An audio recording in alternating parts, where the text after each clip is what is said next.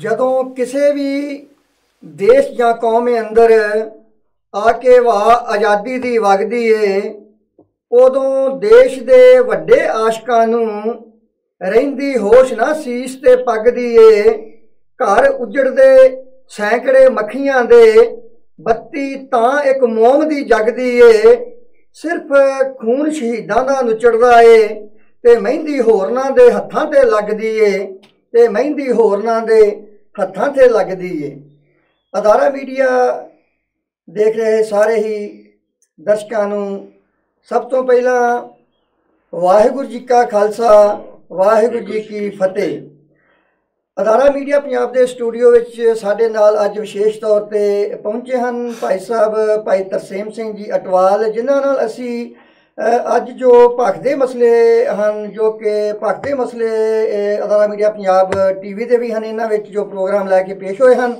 ਸੋ ਅੱਜ ਦੀ ਜੋ ਗੱਲਬਾਤ ਹੈ, ਅੱਜ ਦਾ ਜੋ ਵਿਚਾਰ ਹੈ, ਉਹ ਅਸੀਂ ਇਹਨਾਂ ਨਾਲ ਸਾਂਝਾ ਕਰਾਂਗੇ ਕਿ ਜੋ ਪੰਜਾਬ ਦੀ ਸਿਆਸਤ ਹੈ ਉਹ ਕਿੱਧਰ ਨੂੰ ਜਾ ਰਹੀ ਹੈ ਔਰ ਅੱਗੋਂ ਇਸ ਜੋ ਪੰਜਾਬ ਦੀ ਸਿਆਸਤ ਹੈ ਇਹਨਾਂ ਦਾ ਜੋ ਭਵਿੱਖ ਹੈ ਉਹ ਕੀ ਹੋਵੇਗਾ ਔਰ ਜਿਹੜੇ ਸਾਡੇ ਸਤਿਕਾਰਯੋਗ ਵੋਟਰ ਨੇ ਉਹਨਾਂ ਨੂੰ ਆਪਣੇ ਹੱਕ ਔਰ ਸੱਚ ਨੂੰ ਲੈਣ ਵਾਸਤੇ ਜਾਂ ਇਉਂ ਕਹਿ ਲਈਏ ਕਿ ਪ੍ਰਾਪਤ ਕਰਨ ਵਾਸਤੇ ਕਿਹਨਾਂ ਚੀਜ਼ਾਂ ਦੀ ਜਿਹੜੀ ਹੈ ਉਹ ਲੋੜ ਪੈਣੀ ਹੈ। ਸੋ ਭਾਈ ਸਾਹਿਬ ਜੀ ਵਾਹਿਗੁਰੂ ਜੀ ਕਾ ਖਾਲਸਾ ਵਾਹਿਗੁਰੂ ਜੀ ਕੀ ਫਤਿਹ। ਸੋ ਅੱਜ ਆਪਾਂ ਜਿਹੜਾ ਪ੍ਰੋਗਰਾਮ ਕਰਨ ਜਾ ਰਹੇ ਹਾਂ, ਹੁਣੇ ਜੋ ਦਿੱਲੀ ਦੀ ਇਲੈਕਸ਼ਨ ਹੋ ਕੇ ਹਟੀ ਹੈ, ਇਹ ਇੱਕ ਬਹੁਤ ਹੀ ਜਿਹੜੇ ਚੰਗੇ ਸੰਕੇਤ ਕਹਿ ਲਈਏ ਕਿ ਇਹੋ ਜਿਵੇਂ ਅਸਾਰ ਜਿਹੜੇ ਨੇ ਉਹ ਕੁਛ ਨਾ ਕੁਛ ਵੱਜ ਗਏ ਨੇ ਕਿ ਠੀਕ ਹੈ, ਜਿਹੜੀ ਹਿੰਦੁਸਤਾਨ ਦੀ ਸਿਆਸਤ ਹੈ ਇਹਦੇ ਵਿੱਚ ਬਦਲਾਵ ਹੋਣ ਦੀਆਂ ਜਿਹੜੀਆਂ ਆਸਾਂ ਨੇ ਬਹੁਤ ਜ਼ਿਆਦੀਆਂ ਨੇ। ਇਹਦੇ ਨਾਲ ਤੁਸੀਂ ਕੀ ਸਮਝਦੇ ਹੋ ਕਿ ਇਸ ਕਿਉਂ ਜਿਹੜਾ ਦਿੱਲੀ ਇੱਕ ਐਸਾ ਵਾਹਦ ਸਟੇਟ ਹੈ ਜਾਂ ਇਹੋ ਕਹਿ ਲਈਏ ਵੀ ਕੈਪੀਟਲ ਹੈ, ਸ਼ਹਿਰ ਹੈ, ਜਿਹਦੇ ਵਿੱਚ ਸਾਰੇ ਹੀ ਜਿੰਨੀਆਂ ਸਟੇਟਾਂ ਨੇ ਹਿੰਦੁਸਤਾਨ ਦੀਆਂ ਉਹਨਾਂ ਦੇ ਲੋਕ ਰਹਿੰਦੇ ਨੇ ਆ ਕੇ। ਮੇਰੇ ਕਹਿਣ ਤੋਂ ਮੁਰਾਦ ਕਿ ਇਸ ਸ਼ਹਿਰ ਵਿੱਚ ਜਿਹੜੀ ਵੱਖਰੀ ਹੀ ਕਿਸਮ ਦੇ ਸੋਚ ਵਾਲੇ ਜਿਹੜੇ ਲੋਕ ਰਹਿੰਦੇ ਨੇ, ਕਿਉਂਕਿ ਹਰ ਸਟੇਟ ਵਿੱਚੋਂ ਆਏ ਲੋਕ, ਹਰ ਇੱਕ ਸਟੇਟ ਦੀ ਵੱਖਰੀ ਜ਼ੁਬਾਨ ਹੁੰਦੀ ਹੈ, ਆਪਣੀ ਮਾਤ ਭਾਸ਼ਾ, ਉਹਨਾਂ ਦੇ ਸੰਸਕਾਰ ਵੱਖਰੇ ਹੁੰਦੇ ਨੇ, ਉਹਨਾਂ ਦਾ ਰਹਿਣ ਸਹਿਣ ਵੱਖਰਾ ਹੁੰਦਾ ਹੈ। ਇਹਦੇ ਨਾਲ ਜਿਹੜੀ ਸੋਚ ਵੀ ਵੱਖਰੀ ਹੁੰਦੀ ਹੈ ਕਿ ਜਿਹੜੇ ਦਿੱਲੀ ਦੇ ਲੋਕਾਂ ਨੇ ਇੰਨਾ ਵੱਡਾ ਫਤਵਾ ਦੇ ਕੇ ਆਪ ਪਾਰਟੀ ਨੂੰ ਤੇ ਇੱਕ ਨਵੀਂ ਜਿਹੜੀ ਲਹਿਰ ਹੈ ਪੂਰੇ ਹਿੰਦੁਸਤਾਨ ਦੇ ਵਿੱਚ ਉਹਦੇ ਜਿਹੜੇ ਨੇ ਇਸ਼ਾਰੇ ਕੀਤੇ ਨੇ ਕਿ ਜਿਹੜੀ ਸਿਆਸਤ ਹੈ ਹਿੰਦੁਸਤਾਨ ਦੀ ਇਹ ਕੁਛ ਚੰਗਾ ਕਰਨ ਵਾਸਤੇ ਜਾ ਰਹੀ ਹੈ। ਆਪਾਂ ਜਿਹੜੀ ਅੱਜ ਗੱਲ ਕਰਨੀ ਹੈ ਕਿ ਇਸ ਇਲੈਕਸ਼ਨ ਦਾ ਜਿਹੜਾ ਅਸਰ ਹੈ ਉਹ ਪੰਜਾਬ ਦੀ ਸਿਆਸਤ ਵਿੱਚ ਵੀ ਪਵੇਗਾ। ਕੀ ਕਹਿਣਾ ਚਾਹੋਗੇ? ਸਭ ਤੋਂ ਪਹਿਲਾਂ ਮੀਡੀਆ ਪੰਜਾਬ ਟੀਵੀ ਦੇਖ ਰਿਹਾ ਸਾਰੇ ਦਰਸ਼ਕਾਂ ਨੂੰ ਫਿਰ ਦੁਬਾਰਾ ਵਾਹਿਗੁਰੂ ਜੀ ਕਾ ਖਾਲਸਾ ਵਾਹਿਗੁਰੂ ਜੀ ਕੀ ਫਤਿਹ ਜੀ। ਬਾਕੀ ਜਿਹੜੀ ਹੁਣ ਤੁਸੀਂ ਗੱਲ ਕੀਤੀ ਆ ਕਿ ਜਿਹੜੀ ਕਿ ਨਵੀਂ ਹੋਂਦ 'ਚ ਜਾਂ ਆਪਾਂ ਸਟੇਟ ਦਿੱਲੀ ਦੇ ਵਿੱਚ ਜਿਹੜੀ ਰਾਜ ਸਰਕਾਰ ਆਈ ਆ ਜੀ, ਉਹਦਾ ਪੰਜਾਬ 'ਤੇ ਅਸਰ ਕੀ ਪਊਗਾ? ਬਿਲਕੁਲ, ਜੇ ਪੰਜਾਬ 'ਤੇ ਅਸਰ ਕਰੀਏ ਤੇ ਪੰਜਾਬ 'ਤੇ ਅਸਰ ਉਹਦਾ ਬਹੁਤ ਵੱਡਾ ਪਹਿਲਾਂ ਹੀ ਪੈ ਚੁੱਕਾ ਜੀ। ਮੈਂਬਰ ਪਾਰਲੀਮੈਂਟ ਚੋਣਾਂ ਦੇ ਨਤੀਜੇ ਜਿਹੜੇ ਆ ਬਿਲਕੁਲ ਉਹ ਦੱਸ ਚੁੱਕੇ ਆ ਵੀ ਅਸੀਂ ਕੌਣ ਆ। ਮੈਂਬਰ ਪਾਰਲੀਮੈਂਟ ਦੀਆਂ ਚੋਣਾਂ, ਮੈਂਬਰ ਪਾਰਲੀਮੈਂਟ ਦੀਆਂ ਚੋਣਾਂ ਦੇ ਵਿੱਚ ਉਹਦਾ ਰਿਜ਼ਲਟ ਉਹ ਨਿਕਲ ਚੁੱਕਾ ਆ ਜੀ। ਇਹ ਗੱਲ ਵੱਖਰੀ ਵੀ ਹੁਣ ਬਾਕੀ ਸਿਆਸੀ ਲੀਡਰਾਂ ਲਈ ਕੀ ਖਤਰੇ ਦੀ ਘੰਟੀ ਹੋ ਸਕਦੀ ਆ ਜੀ, ਜਿਹੜੀ ਆ ਕਈ ਘੰਟੀ ਹੋ ਸਕਦੀ ਆ ਵੀ ਹੁਣ ਆਉਣ ਵਾਲੇ ਸਮੇਂ ਤੇ 2017 ਦੇ ਵਿੱਚ ਪੰਜਾਬ 'ਚ ਚੋਣਾਂ ਜੀ। ਤੇ ਬਾਕੀ ਜਿਹੜੀ ਵੱਖਰੀ ਤਾਂ ਨਹੀਂ ਹੋ ਸਕਦੀ, ਵੱਖਰੀ ਮੈਂ ਕਹਿੰਦਾ ਮੈਂ ਜਿਹੜੀ ਬਹੁ ਪੱਖ ਦੇ ਵਿੱਚ ਜਾਂ ਕਹਿ ਦਈਏ ਵੀ ਬਹੁਤ ਵਧੀਆ ਗੱਲ ਕਰਨ ਵਾਲੀ ਪਾਰਟੀ ਜੀ ਇਹ ਆਈ ਆ। ਠੀਕ ਹੈ, ਤੇ ਜਿਹੜਾ ਇਹਦਾ ਪੰਜਾਬ 'ਚ ਆ, ਪੰਜਾਬ 'ਚ ਇਹਦਾ ਅਸਰ ਜਿਹੜਾ ਆ ਜ਼ਰੂਰ ਹੋਊਗਾ। ਬਿਲਕੁਲ, ਕਿਉਂਕਿ ਆਪਾਂ ਪੰਜਾਬ ਦੇ ਵਿੱਚ ਜਿਹੜੀ ਗੱਲ ਕਰਨ ਜਾ ਰਹੇ ਹਾਂ, ਜੋ ਪੰਜਾਬ ਦੀ ਸਿਆਸਤ ਹੈ ਇਹਦੇ ਵਿੱਚ ਬਹੁਤ ਹੀ ਪੰਜਾਬੀਆਂ ਦੀ ਆਪਣੀ ਪਾਰਟੀ ਮੰਨੀ ਜਾਂਦੀ ਜਿਹੜੀ ਸ਼੍ਰੋਮਣੀ ਅਕਾਲੀ ਦਲ ਹੈ। ਇਹ ਹਮੇਸ਼ਾ ਹੀ ਜਦੋਂ ਇਲੈਕਸ਼ਨ ਲਾਗੇ ਆਉਂਦੀ ਹੈ ਇਹ ਤਕਰੀਬਨ ਜਿਹੜੀਆਂ ਖਾਸ ਕਰਕੇ ਕਿਉਂਕਿ ਬਹੁਮਤ ਸਿੱਖ ਕੌਮ ਦਾ ਹੋਣ ਕਰਕੇ ਇਹ ਜਿੰਨੀਆਂ ਵੀ ਮੰਗਾਂ ਸਿੱਖਾਂ ਦੇ ਨਾਲ ਸੰਬੰਧਿਤ ਹੁੰਦੀਆਂ ਨੇ ਆਮ ਕਰਕੇ ਉਹਨਾਂ ਦਾ ਜ਼ਿਆਦਾ ਨਾਅਰਾ ਲਾਉਂਦੀਆਂ ਨੇ। ਬੇਸ਼ੱਕ ਵੋਟਾਂ ਵਟੋਰਨ ਤੋਂ ਬਾਅਦ ਉਹਨਾਂ ਮਸਲਿਆਂ ਸਾਰਿਆਂ ਮੁੱਦਿਆਂ ਨੂੰ ਭੁੱਲ ਜਾਂਦੀਆਂ ਨੇ। ਤੁਸੀਂ ਕੀ ਸਮਝਦੇ ਹੋ ਕਿ ਉਹਨਾਂ ਨੂੰ ਵਾਕਿਆ ਹੀ ਇਹਨਾਂ ਦੀ ਆਪਣੀ ਜਿਹੜੀਆਂ ਪਾਲਿਸੀਆਂ ਨੇ ਜਿਨ੍ਹਾਂ ਤੋਂ ਹੁਣ ਤੱਕ ਇਲੈਕਸ਼ਨਾਂ ਲੜ ਕੇ ਜਿੱਤੇ ਆਏ ਨੇ ਇਹਨਾਂ ਵਿੱਚ ਸੋਧ ਕਰਨੀ ਪਵੇਗੀ ਜੇ ਇਹ ਅਗਰ ਕੁਝ ਵੋਟਰਾਂ ਦਾ ਦਿਲ ਜਿੱਤਣਾ ਚਾਹੁੰਦੇ ਨੇ ਕਿ ਇੱਦਾਂ ਹੀ ਚੱਲਣਗੇ?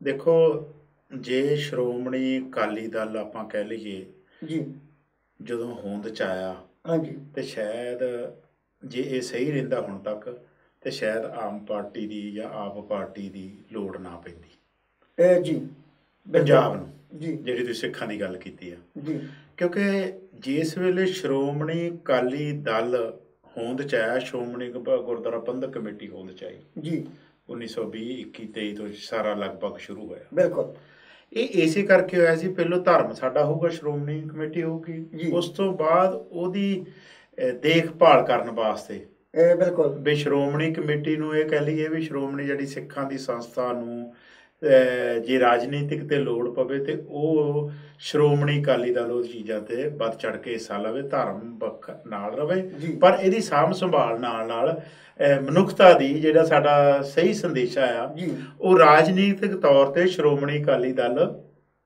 ਪੂਰਾ ਕਰੇ। ਬਿਲਕੁਲ ਬਿਲਕੁਲ। ਪਰ ਸਾਡਾ ਜਿਹੜਾ ਸ਼੍ਰੋਮਣੀ ਅਕਾਲੀ ਦਲ ਜਦੋਂ ਤੋਂ ਅਸੀਂ ਹੋਂਦ 'ਚ ਆਇਆ, ਲੜਾਈ ਆਜ਼ਾਦ ਵੀ ਹੋ ਗਿਆ ਜੀ, ਉਹ ਤੋਂ ਬਾਅਦ ਦੇ ਵਿੱਚ ਸਾਡਾ ਜਿਹੜਾ ਨਿਗਾਰ ਆ ਸ਼੍ਰੋਮਣੀ ਅਕਾਲੀ ਦਲ ਦਾ ਜੀ, ਉਹ ਦਿਨੋਂ ਪਹਿਲੋਂ ਚੜਿਆ ਜ਼ਰੂਰ, ਬਿਲਕੁਲ ਪਹਿਲੋਂ ਅੱਗੇ ਜ਼ਰੂਰ ਵਧਿਆ, ਪਰ ਹੌਲੀ ਹੌਲੀ ਉਹ ਆ ਕੇ ਆਪਣਾ ਇੱਕ ਘਰ ਪ੍ਰਤੀ ਜਾਂ ਕੁਛ ਕੁ ਲੀਡਰਾਂ ਦੇ ਸਮੂਹ ਦੇ ਤੱਕ ਰਹਿ ਗਿਆ। ਬਿਲਕੁਲ, ਤੁਸੀਂ ਬਹੁਤ ਹੀ ਗੱਲ ਵਧੀਆ ਕੀਤੀ ਹੈ ਕਿ ਦੇਖੋ ਜਿਹੜਾ ਅਗਰ ਮੈਂ ਨਹੀਂ ਭੁੱਲਦਾ ਤੇ 24 ਦਸੰਬਰ ਤੇ 1920 ਨੂੰ ਜਿਹੜੀ ਹੈ SGPC ਉਹ ਹੋਂਦ ਵਿੱਚ ਆਈ ਸੀ। ਹਾਂਜੀ। ਤੇ ਇਸ ਦਾ ਜਿਹੜਾ ਪਹਿਲਾ ਪ੍ਰਧਾਨ ਸੀ SGPC ਦਾ, ਸ਼੍ਰੋਮਣੀ ਗੁਰਦੁਆਰਾ ਪ੍ਰਬੰਧਕ ਕਮੇਟੀ ਦਾ, ਇਹ ਸੀ ਸਰਦਾਰ ਸੁੰਦਰ ਸਿੰਘ ਮਜੀਠੀਆ। ਹਾਂਜੀ। ਜਦੋਂ ਸਰਦਾਰ ਸੁੰਦਰ ਸਿੰਘ ਮਜੀਠੀਆ ਜਿਹੜੇ ਸੀ ਉਹ ਬਹੁਤ ਹੀ ਪੱਕੇ ਇਰਾਦੇ ਦੇ ਸੀ ਔਰ ਵਾਕਿਆ ਹੀ ਉਹ ਪੂਰੀ ਮਨੁੱਖਤਾ ਦੇ ਜਿਹੜੇ ਕਾਰਜ ਸੀਗੇ ਉਹਨਾਂ ਦੇ ਕਰਨ ਵਾਸਤੇ ਹਮੇਸ਼ਾ ਤਤਪਰ ਰਹਿੰਦੇ ਸੀ।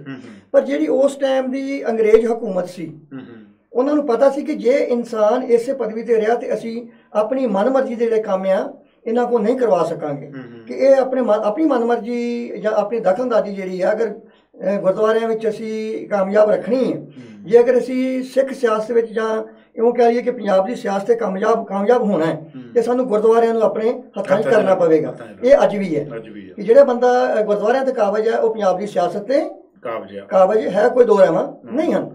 ਖੈਰ ਉਹਨਾਂ ਨੇ ਗੋਰਿਆਂ ਨੇ ਆਪਣੀ ਨੀਤੀ ਅਨੁਸਾਰ ਜਿਹੜਾ ਸਰਦਾਰ ਸੁੰਦਰ ਸਿੰਘ ਮਜੀਠੀਆ ਸੀ ਇਹਨੂੰ ਮਾਲ ਮੰਤਰੀ ਦੀ ਪਦਵੀ ਦੇ ਕੇ ਇਹਦੇ ਤੋਂ ਪਰਾਂ ਕਰਕੇ ਪ੍ਰਧਾਨਗੀ ਤੋਂ ਤੇ ਇੱਕ ਉਹਨਾਂ ਨੂੰ ਜਿਹੜਾ ਸੀ ਉਹ ਅਹੁਦਾ ਦੇ ਦਿੱਤਾ ਕਿ ਅਸੀਂ ਆਪਣੀ ਮਨਮਰਜ਼ੀ, ਆਪਣੀ ਮਤਲਬ ਦਾ ਆਦਮੀ ਜਿਹੜਾ ਸੀ ਉਹਨਾਂ ਨੇ SGPC ਤੇ ਬਿਠਾ ਲਿਆ, ਜਿਹੜਾ ਉਹਨਾਂ ਦੇ ਇਸ਼ਾਰੇ ਤੇ ਚੱਲਦਾ ਸੀ। ਤੁਸੀਂ ਕੀ ਸਮਝਦੇ ਹੋ ਕਿ ਅੱਜ ਵੀ ਬਿਲਕੁਲ ਉਹ ਸੇਮ ਹਾਲਾਤ ਉਹੀ ਪੈਦਾ ਨਹੀਂ ਹੋਏ? ਬਿਲਕੁਲ, ਤੁਹਾਡੀ ਗੱਲ ਨਾਲ ਮੈਂ ਸਹਿਮਤ ਹਾਂ। ਦੇਖੋ ਅੱਜ ਜਿਹੜੀ ਆ ਸ਼੍ਰੋਮਣੀ ਅਕਾਲੀ ਦਲ ਹੈ, ਅਸੀਂ ਛੋਟੇ ਹੁੰਦੇ ਸੀ ਜੀ, ਉਦੋਂ ਦਾ ਐਕਟੀਵਿਟੀ 'ਚ ਆਇਆ ਜੀ, ਅਸੀਂ ਜੀ 1.25 ਰੁਪਏ ਕਿਲੋ ਖੰਡ ਜੇ ਉਹ ਸਭ ਕੁਛ ਉਦੋਂ ਦਾ ਚੱਲਿਆ। ਇਹ ਗਰੋ ਅਪ ਹੋਇਆ ਹਾਂਜੀ, ਇਹ ਮਨੁੱਖੀ ਅਧਿਕਾਰਾਂ ਕਰਕੇ ਜੀ, ਪਰ ਸਮਾਂ ਆਉਣ ਤੇ ਲੋਕਾਂ ਤੱਕ ਉਹ ਸਹੂਲਤਾਂ ਪਹੁੰਚੀਆਂ ਹੀ ਨਹੀਂ ਗਈਆਂ। ਠੀਕ ਹੈ, ਉਹ ਪਹੁੰਚਾਈਆਂ ਹੀ ਨਹੀਂ ਗਈਆਂ। ਅੱਜ ਉਹਦਾ ਰਿਜ਼ਲਟ ਇਹ ਨਿਕਲਿਆ ਵੀ ਉਸ ਚੀਜ਼ ਦਾ ਵਿਰੋਧ ਹੋਣ ਲੱਗ ਪਿਆ।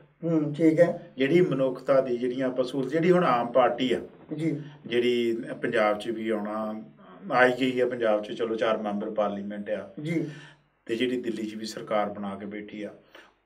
ਜੇ ਅਕਾਲੀ ਦਲ ਉਸ ਵੇਲੇ ਜ਼ਿਆਦਾ ਸਟਰੋਂਗ ਹੋਇਆ ਸੀ ਕਾਂਗਰਸ ਨਾਲੋਂ, ਇਸੇ ਕਰਕੇ ਹੋਇਆ ਵੀ ਮਨੁੱਖਾਂ ਦੀਆਂ ਸਹੂਲਤਾਂ ਸਾਨੂੰ ਜ਼ਿਆਦਾ ਨਹੀਂ ਪੈਣਾ ਜੀ, ਅਸੀਂ ਤੁਹਾਨੂੰ ਖੇਤੀਬਾੜੀ ਚਾਹ ਕਰਾਂਗੇ, ਤੁਹਾਨੂੰ ਬਿਜਲੀ ਦੇ ਬਿੱਲ ਕਰਾਂਗੇ, ਜਾਂ ਤੁਹਾਨੂੰ ਸਸਤੀਆਂ ਚੀਜ਼ਾਂ ਦੇਵਾਂਗੇ।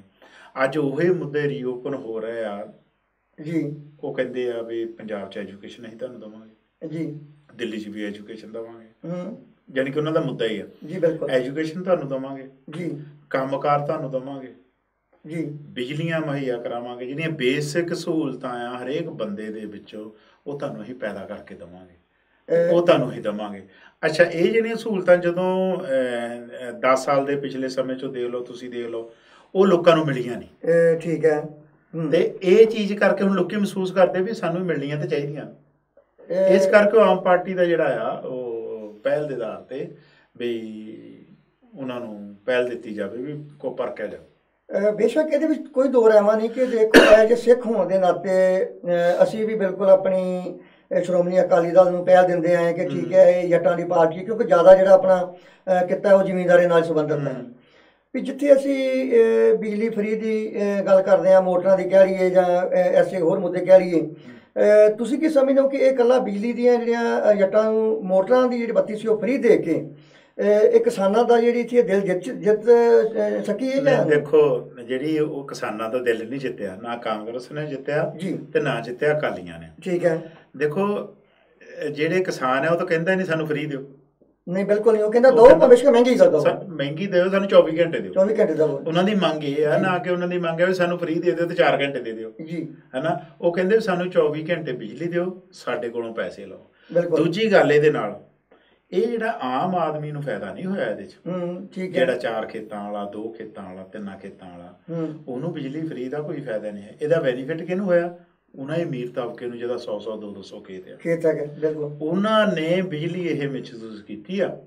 ਹੁਣ ਤੁਸੀਂ ਦੇਖੋ ਵੀ ਇੱਕ 80% ਲੋਕੀ ਜਿਹੜੇ ਆ ਜੀ, 85% ਜਿਹੜਾ ਹੁਣ 4 ਖੇਤਾਂ ਵਾਲਾ ਆ, 2 ਖੇਤਾਂ ਵਾਲਾ ਆ, ਉਹਨੂੰ 24 ਘੰਟੇ ਬਿਜਲੀ ਦੇ ਤਾਂ ਇਨਫ ਹੋ ਗਈ।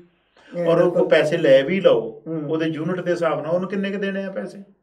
ਇਹ ਜਿਹੜੀ ਆਹ ਫੈਸਿਲਿਟੀਜ਼ ਆ, ਜਿਹੜੀਆਂ ਸਹੂਲਤਾਂ ਆ, ਇਹ ਸਿਰਫ ਅਮੀਰ ਤਬਕਾ ਉਹਨਾਂ ਨੇ ਆਪਣੇ ਲਈ ਲੈ ਲਈਆਂ ਜੀ। ਬਿਲਕੁਲ। ਤੇ ਜੱਟ ਨਹੀਂ ਕਹਿੰਦਾ ਜਾਂ ਕਿਸਾਨ ਨਹੀਂ ਕਹਿੰਦਾ ਪੰਜਾਬ ਦਾ ਵੀ ਮੈਨੂੰ ਬਿਜਲੀ ਫ੍ਰੀ ਦਿਓ। ਦੇਖੋ ਜਿਹੜਾ 4 ਘੰਟੇ ਬਿਜਲੀ ਲੈ ਕੇ ਤੇ 10 ਘੰਟੇ ਆਪਣਾ ਡੀਜ਼ਲ ਮੁੱਲ ਖਰਚ ਕੇ ਪਾਣੀ ਲਾ ਰਿਹਾ, ਉਹ ਕਿੱਦਾਂ ਕਹਿ ਦੂਗਾ ਵੀ ਬਿਜਲੀ ਸਾਨੂੰ। ਬਾਕੀ ਇੱਕ ਆਪਾਂ ਰਵਾਇਤੀ ਜਿਹੜੀ ਆ ਉਹ ਵਿਚਾਰ ਕਰਦੇ ਹਾਂ ਕਿ ਤੁਹਾਡਾ ਆਪਣਾ ਜਿਹੜਾ ਨਿੱਜੀ ਵਿਚਾਰ ਹੈ ਉਹ ਕੀ ਹੈ ਕਿ ਵਾਕਈ ਜਿਹੜੀ ਕਿਸੇ ਚੀਜ਼ ਦੀ ਲਾਗਤ ਹੈ, ਹਾਂਜੀ, ਜਿਵੇਂ ਹੁਣ ਬਿਜਲੀ ਹੈ, ਹਾਂਜੀ, ਬਿਜਲੀ ਤੇ ਆਖਰ ਖਰਚ ਕਰਕੇ ਹੀ ਬਣਨੀ ਹੈ, ਹਾਂਜੀ, ਉਹ ਪਾਣੀ ਦੀ ਬਣੇ ਜਾਂ ਉਹ ਕੋਲੇ ਦੀ ਬਣੇ, ਕਿਸ ਤਰੀਕੇ ਨਾਲ ਬਣੇ। ਕੀ ਇਹ ਬੇਸ਼ੱਕ ਉਹ 100 ਯੂਨਿਟ ਦੀ ਫ੍ਰੀ ਦੇਣੀ ਹੋਵੇ, 400 ਯੂਨਿਟ ਫ੍ਰੀ ਹੋਵੇ, ਜਾਂ ਟਿਊਬਵੈੱਲਾਂ ਦੀ ਜਿਹੜੀ ਬੱਤੀ ਆ ਉਹ ਫ੍ਰੀ ਹੋਵੇ, ਇਹ ਕੀ ਤੁਹਾਡਾ ਨਿੱਜੀ ਵਿਚਾਰ ਹੈ ਕਿ ਵਾਕਿਆ ਫ੍ਰੀ ਦੇਣੀ ਬਿਲਕੁਲ ਜਾਇਜ਼ ਹੈ ਕਿ ਜਾਂ ਬਿਲਕੁਲ ਇਹ ਇੱਕ ਸੰਵਿਧਾਨ ਦੇ ਜਾਂ ਇੱਕ ਗਲਤ ਕੰਮ ਹੈ? ਨਹੀਂ, ਮੈਂ ਇਹਦੇ ਨਾਲ ਨਹੀਂ, ਫ੍ਰੀ ਦੇਣੀ ਨਹੀਂ ਸਹਿਮਤ ਜੀ। ਜਿਸ ਤਰ੍ਹਾਂ ਕੇਜਰੀਵਾਲ ਨੇ ਆਪਣੀ ਕੋਈ ਪਲੈਨਿੰਗ ਕੀਤੀ ਆ, ਅਰਵਿੰਦਰ ਸਿੰਘ ਕੇਜਰੀਵਾਲ ਦਿੱਲੀ 'ਚ ਜੀ, ਉਹ ਪਲਾਨਿੰਗ ਠੀਕ ਆ। ਦੇਖੋ ਅੱਜ ਅਸੀਂ 100 ਮੋਟਰ ਦਾ ਬਿਜਲੀ ਚਲਾਉਂਦੇ ਆ ਜੀ, ਸਾਡਾ 100 ਯੂਨਿਟ ਲੱਗਦਾ, ਹਾਂਜੀ, 100 ਯੂਨਿਟ ਲੱਗਿਆ, 100 ਯੂਨਿਟ ਦੇ ਅਸੀਂ 2 ਰੁਪਏ ਰੱਖੇ ਆ ਜੀ, ਸਾਨੂੰ 200 ਰੁਪਈਆ ਆਮਦਨ ਹੋ ਗਈ, ਹਾਂਜੀ, ਸਾਨੂੰ ਉਹ ਤੇ ਲਾਗਤ ਬਿਜਲੀ ਤੇ ਆ ਗਈ ਸਾਡੀ 70 ਰੁਪਈਆ, ਬਿਲਕੁਲ 70 ਰੁਪਈਆ ਜੀ।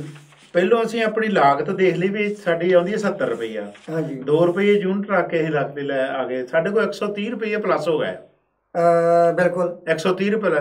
ਹੁਣ ਤੁਸੀਂ ਉਹਦੇ ਵਿੱਚੋਂ ਇਨਕਮ ਦੇ ਵਿੱਚੋਂ 130 ਰੁਪਏ ਉਹਨਾਂ ਲੋਕਾਂ ਨੂੰ ਜਾਂ ਉਹਨਾਂ ਚੀਜ਼ਾਂ ਨੂੰ ਜਿੱਦਾਂ ਫ੍ਰੀ ਦੇਣ ਵਾਲੀ ਜਿਹੜੀ ਗੱਲ ਆ, ਯੂਨਿਟ ਰੇਟ ਘੱਟ ਕਰਕੇ ਉਹਨਾਂ ਨੂੰ ਤੁਸੀਂ ਡਿਵਾਈਡ ਕਰ ਸਕਦੇ ਹੋ, ਸਬਸਿਡੀ ਦੇ ਸਕਦੇ ਹੋ ਉਹਨਾਂ ਨੂੰ, ਬਿਲਕੁਲ।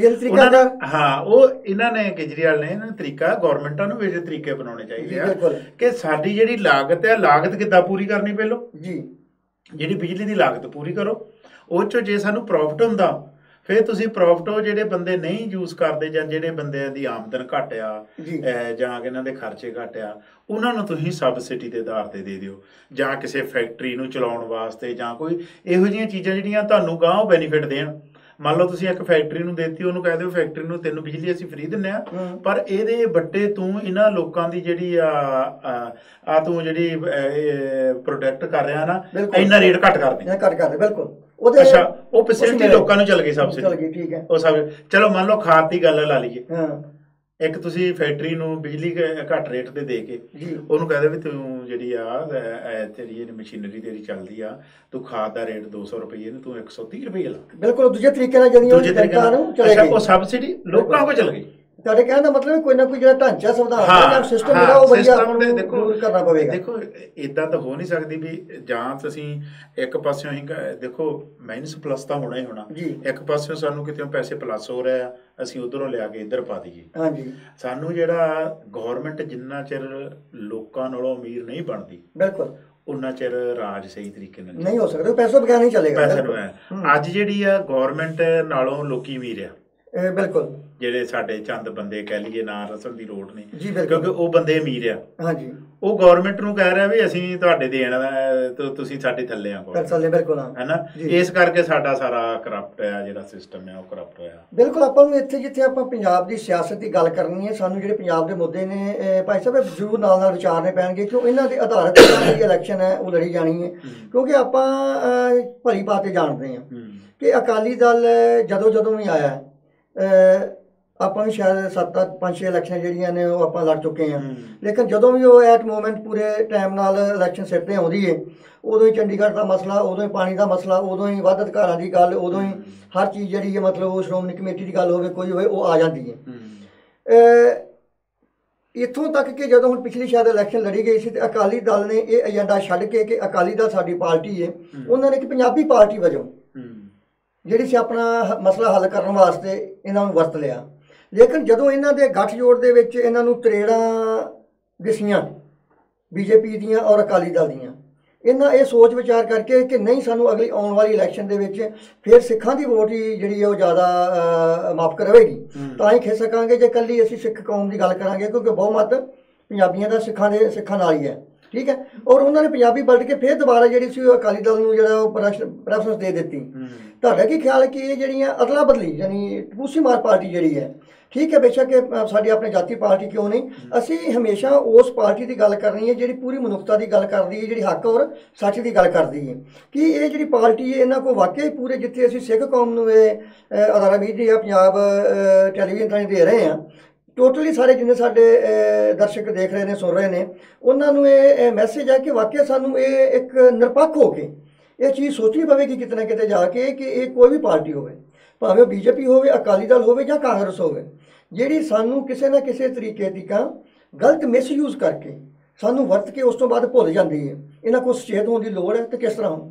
ਦੇਖੋ ਸੁਚੇਤ ਹੋਣ ਦੀ ਤਾਂ ਬਹੁਤ ਲੋੜ ਹੈ। ਦੇਖੋ ਇਹਨਾਂ ਨੇ ਇੱਕ ਤੱਕੜੀ ਆ ਜੀ ਸਾਡਾ ਚੋਣ ਨਿਸ਼ਾਨ ਰਿਹਾ। ਬਿਲਕੁਲ ਤੱਕੜੀ ਨੇ ਪੂਰਾ ਤੋਲਣਾ, ਆਪਾਂ ਇਹੀ ਕਹਿੰਦੇ ਬਿਲਕੁਲ ਬਿਲਕੁਲ ਵੀ ਸਾਡੀ ਪੰਥ ਦੀ ਤੱਕੜੀ ਆ, ਬਾਬੇ ਨਾਨਕ ਦੀ ਤੱਕੜੀ ਬਿਲਕੁਲ ਵੀ ਬਰਾਬਰ ਤੋਲਣਾ ਜੀ। ਜਿਨ੍ਹਾਂ ਬੰਦਿਆਂ ਨੇ ਉਹਨੂੰ ਵੀ ਮਿਸਯੂਜ਼ ਕਰ ਲਿਆ ਤਾਂ ਉਹ ਕੀ ਕਰੂਗਾ? ਬਿਲਕੁਲ ਦੇਖੋ ਬਹੁਤ ਵੱਡੇ ਚਿੰਨ੍ਹ ਦੀਆਂ ਨਿਸ਼ਾਨੀਆਂ ਹੁੰਦੀਆਂ ਹੈ। ਬਿਲਕੁਲ ਬਿਲਕੁਲ ਹਾਂਜੀ, ਤੇ ਉਹ ਚਿੰਨ੍ਹ ਇਹਨਾਂ ਲੋਕਾਂ ਨੇ ਮਿਸਯੂਜ਼ ਕਰ ਲਿਆ ਜੀ। ਇਹਨਾਂ ਨੇ ਭਾਵੇਂ ਉਹ ਕਾਂਗਰਸ, ਭਾਵੇਂ ਅਕਾਲੀ, ਭਾਵੇਂ ਜਿਹੜੀ ਵੀ ਪਾਰਟੀ ਆ ਜੀ, ਇਹਨਾਂ ਨੇ ਲੋਕਾਂ ਦੀ ਨਬਜ਼ ਦੇਖ ਕੇ ਤੇ ਲੋਕਾਂ ਨੂੰ ਖਰੀਦ ਲਿਆ। ਠੀਕ ਹੈ। ਸ਼ਰਾਬ ਦੇ ਰੂਪ 'ਚ ਜੀ, ਜਾਂ ਆਪਣੀ ਬਦਮਾਸ਼ੀ ਦੇ ਰੂਪ 'ਚ, ਹਾਂਜੀ, ਜਾਂ ਨਸ਼ਿਆਂ ਦੇ ਰੂਪ ਦੇ ਵਿੱਚ, ਕਿਸੇ ਵੀ ਤਰੀਕੇ ਨਾਲ ਐਜੂਕੇਸ਼ਨ ਦੇ ਰੂਪ। ਦੇਖੋ ਸਾਰਿਆਂ ਨਾਲੋਂ ਵੱਡੀ ਗੱਲ ਮੈਂ ਤੁਹਾਨੂੰ ਦੱਸਦਾ ਵੀ ਦੇਖੋ ਹੁਣ, ਪਰ ਮੈਂ ਇਹਦੇ ਨਾਲ ਗੱਲ ਕਲੀਅਰ ਕਰਾਂ, ਤੱਕੜੀ ਦੇ ਬਰਾਬਰ ਜੀ ਜੇ ਇਹਨਾਂ ਨੇ ਗਲਤ ਤੋਲਿਆ ਨਾ, ਹਾਂਜੀ, ਉਹਦਾ ਝਾੜੂ ਆਇਆ ਹੈ ਨਾ, ਉਹਨੇ ਸਫਾਈ ਵੀ ਕਰੂਗਾ। ਬਿਲਕੁਲ। ਦੇਖੋ ਤੱਕੜੀ ਜੇ ਗਲਤ ਤੋਲੋ ਨਾ, ਝਾੜੂ ਸਫਾਈ ਵੀ ਕਰੂਗਾ ਜੀ। ਬਿਲਕੁਲ। ਅੱਗੇ ਪੰਜੇ ਦਾ ਹੱਥ ਹੁੰਦਾ ਸੀ, ਵਿੱਚ ਪੇੜ ਹੋਣੀ ਆ, ਪਰ ਇਹ ਦੋਵੇਂ ਜਿਹੜੇ ਦੁਨਿਆਵੀ ਰੋਜ਼ ਵਰਤਣ ਵਾਲੀਆਂ ਚੀਜ਼ਾਂ ਜਿਹੜੀਆਂ ਆ ਉਹ ਇੱਕ ਦੂਏ ਦਾ ਮੁਕਾਬਲਾ ਕਰ ਰਹੀ ਆ। ਇੱਕ ਤੱਕੜੀ, ਇੱਕ ਝਾੜੂ। ਉਹ ਕਹਿੰਦੀ ਮੈਂ ਫਿਰ ਪਲੇਟ ਵੀ ਤੇਰੇ ਸਾਫ਼ ਕਰੂੰ, ਸ਼ਾਬਾ ਸਾਫ਼ ਕਰ ਲਵਾਂਗੇ, ਤੇਰਾ ਸ਼ਾਬਾ ਸਾਫ਼ ਕਰੂੰਗੇ। ਹੁਣ ਇਹਨਾਂ ਲੋਕਾਂ ਨੇ ਜਿਹੜੀ ਆ ਸਾਡੇ ਪੰਜਾਬ ਦੇ ਵਿੱਚ ਪੈਸਾ ਸਭ ਕੁਝ ਉੱਥੇ ਆ, ਹਰੇਕ ਚੀਜ਼ ਉੱਥੇ ਆ ਜੀ, ਉਹ ਚੰਦ ਬੰਦਿਆਂ ਦੇ ਹੱਥ 'ਚ ਆ ਗਿਆ। ਬਿਲਕੁਲ। ਦੇਖੋ ਸਾਡੇ ਕੋਲ ਬਹੁਤ ਵਧੀਆ ਸਰਕਾਰੀ ਸਕੂਲ ਹੈ ਜੀ। ਸਰਕਾਰੀ ਸਕੂਲ 'ਚ ਟੀਚਰ ਗੌਰਮੈਂਟ ਫੀਸਾਂ ਵੀ ਦੇ ਰਹੀ ਆ ਜੀ। ਸਾਨੂੰ ਸਿਰਫ ਆਰਗੇਨਾਈਜ਼ ਕਰਨ ਦੀ ਲੋੜ ਆ। ਅਸੀਂ ਉਹਨਾਂ ਦੇ ਅਗੇਂਸਟ ਪ੍ਰਾਈਵੇਟ ਸਕੂਲ ਖੋਲ ਦਿੱਤੇ। ਉਹ ਪ੍ਰਾਈਵੇਟ ਸਕੂਲ ਕਿਹਦੇ ਆ? ਅਮੀਰਾਂ ਲੋਕਾਂ ਦੇ। ਬਿਲਕੁਲ। ਅੱਛਾ, ਬੱਚਾ ਉੱਥੇ ਪੜ੍ਹਦਾ, ਕਿਸੇ ਦਾ ਗਰੀਬ ਆਦਮੀ ਦਾ ਬੱਚਾ ਨਹੀਂ ਪੜ੍ਹ ਸਕਦਾ। ਬਿਲਕੁਲ। ਹੁਣ ਪਹਿਲ ਦੇ ਆਧਾਰ ਤੇ ਪ੍ਰਾਈਵੇਟ ਸਕੂਲਾਂ ਨੂੰ ਉੱਚਾ ਚੱਕ ਦਿੱਤਾ। ਇਹਨਾਂ ਦੀ ਵਰਦੀ ਵਧੀਆ, ਇਹਨਾਂ ਦੀ ਐਜੂਕੇਸ਼ਨ ਵਧੀਆ, ਇਹਨਾਂ ਦੀ ਇੰਗਲਿਸ਼ ਵਧੀਆ ਜੀ। ਅੱਛਾ, ਜਿਹੜਾ ਸੂਬਾ ਪੰਜਾਬੀ ਬੋਲੀ ਦੀ ਗੱਲ ਕਰਦਾ ਸੀ, ਅੱਜ ਆ ਕੇ ਕੌਨਵੈਂਟ ਸਕੂਲਾਂ ਦੇ ਆ ਕੇ ਮੁੜ ਕੇ ਫਿਰ ਬੱਚੇ ਜਦੋਂ ਪੜ੍ਹਨਗੇ ਰਾਜਨੀਤੀਆਂ ਨੂੰ, ਤਾਂ ਉਹ ਅਮੀਰਾਂ ਲੋਕਾਂ ਦੇ ਹੋਣੇ ਆ। ਬਿਲਕੁਲ। ਗਰੀਬ ਲੋਕਾਂ ਦਾ ਤਾਂ ਕਿਸੇ ਦਾ ਨਹੀਂ ਹੋਣਾ ਜੀ। ਸੋ ਇਸ ਕਰਕੇ ਜਿਹੜੀ ਐਜੂਕੇਸ਼ਨ ਜਿਹੜੀ ਦੀ ਬਰਾਬਰਤਾ ਨਾ, ਉਹ ਸਾਰਿਆਂ ਨੂੰ ਪਹਿਲੋਂ ਹੋਣੀ ਚਾਹੀਦੀ ਆ। ਜਦੋਂ ਸਾਡਾ ਅਮੀਰ ਦਾ, ਗਰੀਬ ਦਾ ਐਜੂਕੇਸ਼ਨ 'ਚ ਕੋਈ ਮਤਭੇਦ ਨਹੀਂ ਹੋਊਗਾ ਜੀ। ਸਕੂਲ ਦੀ ਫੈਸਿਲਿਟੀ ਇੱਕ ਹੋਊਗੀ। ਬਿਲਕੁਲ। ਸਕੂਲ ਦਾ ਜਿਹੜਾ ਲਿਵਿੰਗ ਸਟੈਂਡਰਡ ਜਿਹੜਾ ਉਹ ਸੇਮ ਹੋਣਾ ਚਾਹੀਦਾ ਹੈ। ਤੇ ਸਭ ਕੁਝ ਜੇ ਤੁਸੀਂ ਮੰਨ ਲਓ ਪ੍ਰਾਈਵੇਟ ਸਕੂਲ ਖੋਲ੍ਹਣੇ ਆ ਜੀ, ਉਹਨਾਂ ਦੇ ਕਰਨੇ, ਪਰ ਉਹ ਇੰਨਾ ਗ੍ਰੇਟ ਉਹਦਾ ਉੱਚਾ ਨਹੀਂ ਹੋਣਾ ਚਾਹੀਦਾ ਵੀ ਗੌਰਮੈਂਟ ਸਕੂਲ ਨਾਲੋਂ ਉੱਚਾ ਹੋ ਜਾਵੇ। ਹੁਣ ਇੱਥੇ ਵੀ ਸਕੂਲਾਂ ਦੇ ਹੈਗੇ ਆ ਹੈ ਨਾ, ਇੰਨਾ ਜਿਹੜੀ ਕਿ ਉਹਨੂੰ ਜੋ ਤੁਸੀਂ ਬਰਾਬਰ ਰੱਖੋਗੇ, ਉੱਥੋਂ ਹਰੇਕ ਬੱਚਾ ਹੀ ਜਦੋਂ ਪੜ੍ਹੂਗਾ, ਹਰੇਕ ਬੰਦਾ ਹੀ ਪੜ੍ਹੂਗਾ, ਉਹਦੀ ਮੈਂਟੈਲਿਟੀ, ਉਹਦੀ ਸੋਚ ਨਾ ਉੱਚਾ ਨਾ ਨੀਵਾਂ, ਪੜ੍ਹਾਈ ਦੀ ਜਿਹੜੀ ਆ ਉਹ ਲੈਵਲ ਜਿਹੜਾ ਬਰਾਬਰ ਹੋਊਗਾ, ਤਾਂ ਸਾਡੇ 'ਚ ਜਿਹੜਾ ਆ ਸੁਧਾਰ ਆਉਣਾ ਬਹੁਤ ਸੌਖਾ ਹੈ। ਬਿਲਕੁਲ। ਤੁਸੀਂ ਬਹੁਤ ਹੀ ਇੱਕ ਪਾਏਦਾਰ ਗੱਲ ਕੀਤੀ ਹੈ। ਮੈਂ ਨਿੱਕਾ ਜਿਹਾ ਇਸ਼ਾਰਾ ਕਰਦਾ ਚੱਲਾਂ, ਕਿਉਂਕਿ ਕਈ ਜਿਹੜੇ ਮੀਡੀਆ ਵਾਲੇ ਨੇ ਜਾਂ ਬਹੁਤ ਜਿਹੜੇ ਮੀਡੀਆ ਨਾਲ ਸੰਬੰਧ ਰੱਖਣ ਵਾਲੇ ਲੋਕ ਨੇ, ਇਉਂ ਕਹਿ ਲਈਏ ਕਿ ਪੋਲੀਟੀਕਲ ਮਸਲਿਆਂ ਬਾਰੇ, ਉਹ ਗੱਲ ਇਹ ਮੁੜ ਕੇ ਕਹਿੰਦੇ ਨੇ ਕਿ ਦੂਜੀਆਂ ਸਟੇਟਾਂ 'ਤੇ ਇੰਨਾ ਫਰਕ ਆਪ ਦਾ ਪ੍ਰਭਾਵ ਨਹੀਂ ਪੈਣਾ ਜਿੰਨਾ ਦਿੱਲੀ 'ਚ ਪਿਆ। ਉਹਦੇ ਪਿੱਛੇ ਕਾਰਨ ਉਹ ਦੱਸਦੇ ਨੇ ਕਿਉਂਕਿ ਦਿੱਲੀ ਇੱਕ ਵਾਹਦ ਸ਼ਹਿਰ ਹੈ ਪੂਰੇ ਹਿੰਦੁਸਤਾਨ ਦੇ ਵਿੱਚ, ਜਿੱਥੋਂ ਕਰਨਾਟਕਾ, ਕੇਰਲਾ, ਤਾਮਿਲਨਾਡੂ, ਜਿੱਥੇ ਕਿ ਤਕਰੀਬਨ ਆਲਮੋਸਟਲੀ ਇੰਗਲਿਸ਼ ਸਪੀਕਿੰਗ ਲੋਕ ਜਿਹੜੇ ਨੇ ਉਹ ਆਉਂਦੇ ਨੇ ਔਰ ਉਹ ਵੀ ਆ ਕੇ ਇੱਥੇ ਵਸੇ ਨੇ। ਯਾਨੀ ਉਹਨਾਂ ਦੀ ਜਿਹੜੀ ਸੋਚ ਧਾਰਾ, ਜਿਹੜੀ ਉਹਨਾਂ ਦੀ ਸ਼ੈਲੀ ਹੈ ਸੋਚਣ ਦੀ, ਉਹ ਬਹੁਤ ਵੱਖਰੀ ਹੈ ਦੂਜੀਆਂ ਸਟੇਟਾਂ ਦੇ ਲੈਵਲ ਨਾਲੋਂ। ਅਤੇ ਇਸ ਕਰਕੇ ਜਿਹੜੀ ਉਹਨਾਂ ਦੀ ਸੋਚ ਦੇ ਹਿਸਾਬ ਨਾਲ ਦਿੱਲੀ ਦੇ ਵਿੱਚ ਬਹੁਤ ਜ਼ਿਆਦਾ ਫਰਕ ਪਿਆ। ਇੰਨਾ ਫਰਕ ਨਹੀਂ ਪਵੇਗਾ। ਬੇਸ਼ੱਕ ਪੰਜਾਬ ਨੇ ਇਸ ਤੋਂ ਵੀ ਪਹਿਲਾਂ ਇੱਕ ਜਿਹੜਾ ਇੰਡੀਕੇਟਰ ਦੇ ਦਿੱਤਾ 4 ਜਿਹੜੇ MP ਦੇ ਜਿਤਾ ਕੇ ਪੰਜਾਬ ਦੇ ਵਿੱਚ, ਵੀ ਵਾਕਈ ਇੱਕ ਬਦਲਾਅ ਚਾਹੁੰਦੀ ਹੈ ਅਤੇ ਔਰ ਆਉਣਾ ਵੀ ਚਾਹੀਦਾ। ਔਰ ਨਾਲ ਨਾਲ ਤੁਸੀਂ ਜਿੱਥੇ ਇਹਨਾਂ ਨੇ ਬਦਲਾਅ ਦਾ ਸੰਕੇਤ ਆਪ ਵਾਲਿਆਂ ਨੇ ਦਿੱਤਾ, ਉੱਥੇ ਜਿਹੜੀਆਂ ਦੂਜੀਆਂ ਖੇਤਰ ਦੀਆਂ ਪਾਰਟੀਆਂ ਨੇ, ਸਟੇਟ ਦੀਆਂ ਪਾਰਟੀਆਂ ਨੇ, ਕਾਂਗਰਸ ਕਹਿ ਲਈਏ ਮੇਨ ਤੌਰ 'ਤੇ, ਔਰ ਅਕਾਲੀ ਦਲ ਕਹਿ ਲਈਏ, ਜਾਂ ਉਹਨਾਂ ਦੀ ਭਾਈਵਾਲ ਪਾਰਟੀ ਜਿਹੜੀ ਹੈ BJP ਹੈ, ਜਿੱਥੇ ਕਿ ਇਸ ਇਲੈਕਸ਼ਨ ਤੋਂ ਪਹਿਲਾਂ ਇਹਨਾਂ ਦਾ ਤਰੇੜਾਂ ਭਰਿਆ ਰੁੱਖ ਨਜ਼ਰ ਆ ਰਿਹਾ ਸੀ। ਉਹਦੇ ਵਿੱਚ ਬੇਸ਼ੱਕ ਜਿਹੜੇ ਅਕਾਲੀ ਦਲ ਨੇ ਉਹ ਅੰਦਰੋਂ ਦੀ ਖੁਸ਼ ਹੋਣ, ਪਰ ਕਿਤੇ ਨਾ ਕਿਤੇ ਜਾ ਕੇ ਜ਼ਰੂਰ ਇਹ ਅਕਾਲੀਆਂ ਨੂੰ ਗੱਲ ਨਹੀਂ ਪਚਦੀ ਹੋਵੇ ਕਿ ਸਾਨੂੰ BJP ਦੀ ਸਪੋਰਟ ਦੇ ਨਾਲ ਸਾਡੀ ਗੌਰਮੈਂਟ ਬਣਾਉਣੀ ਪਵੇ।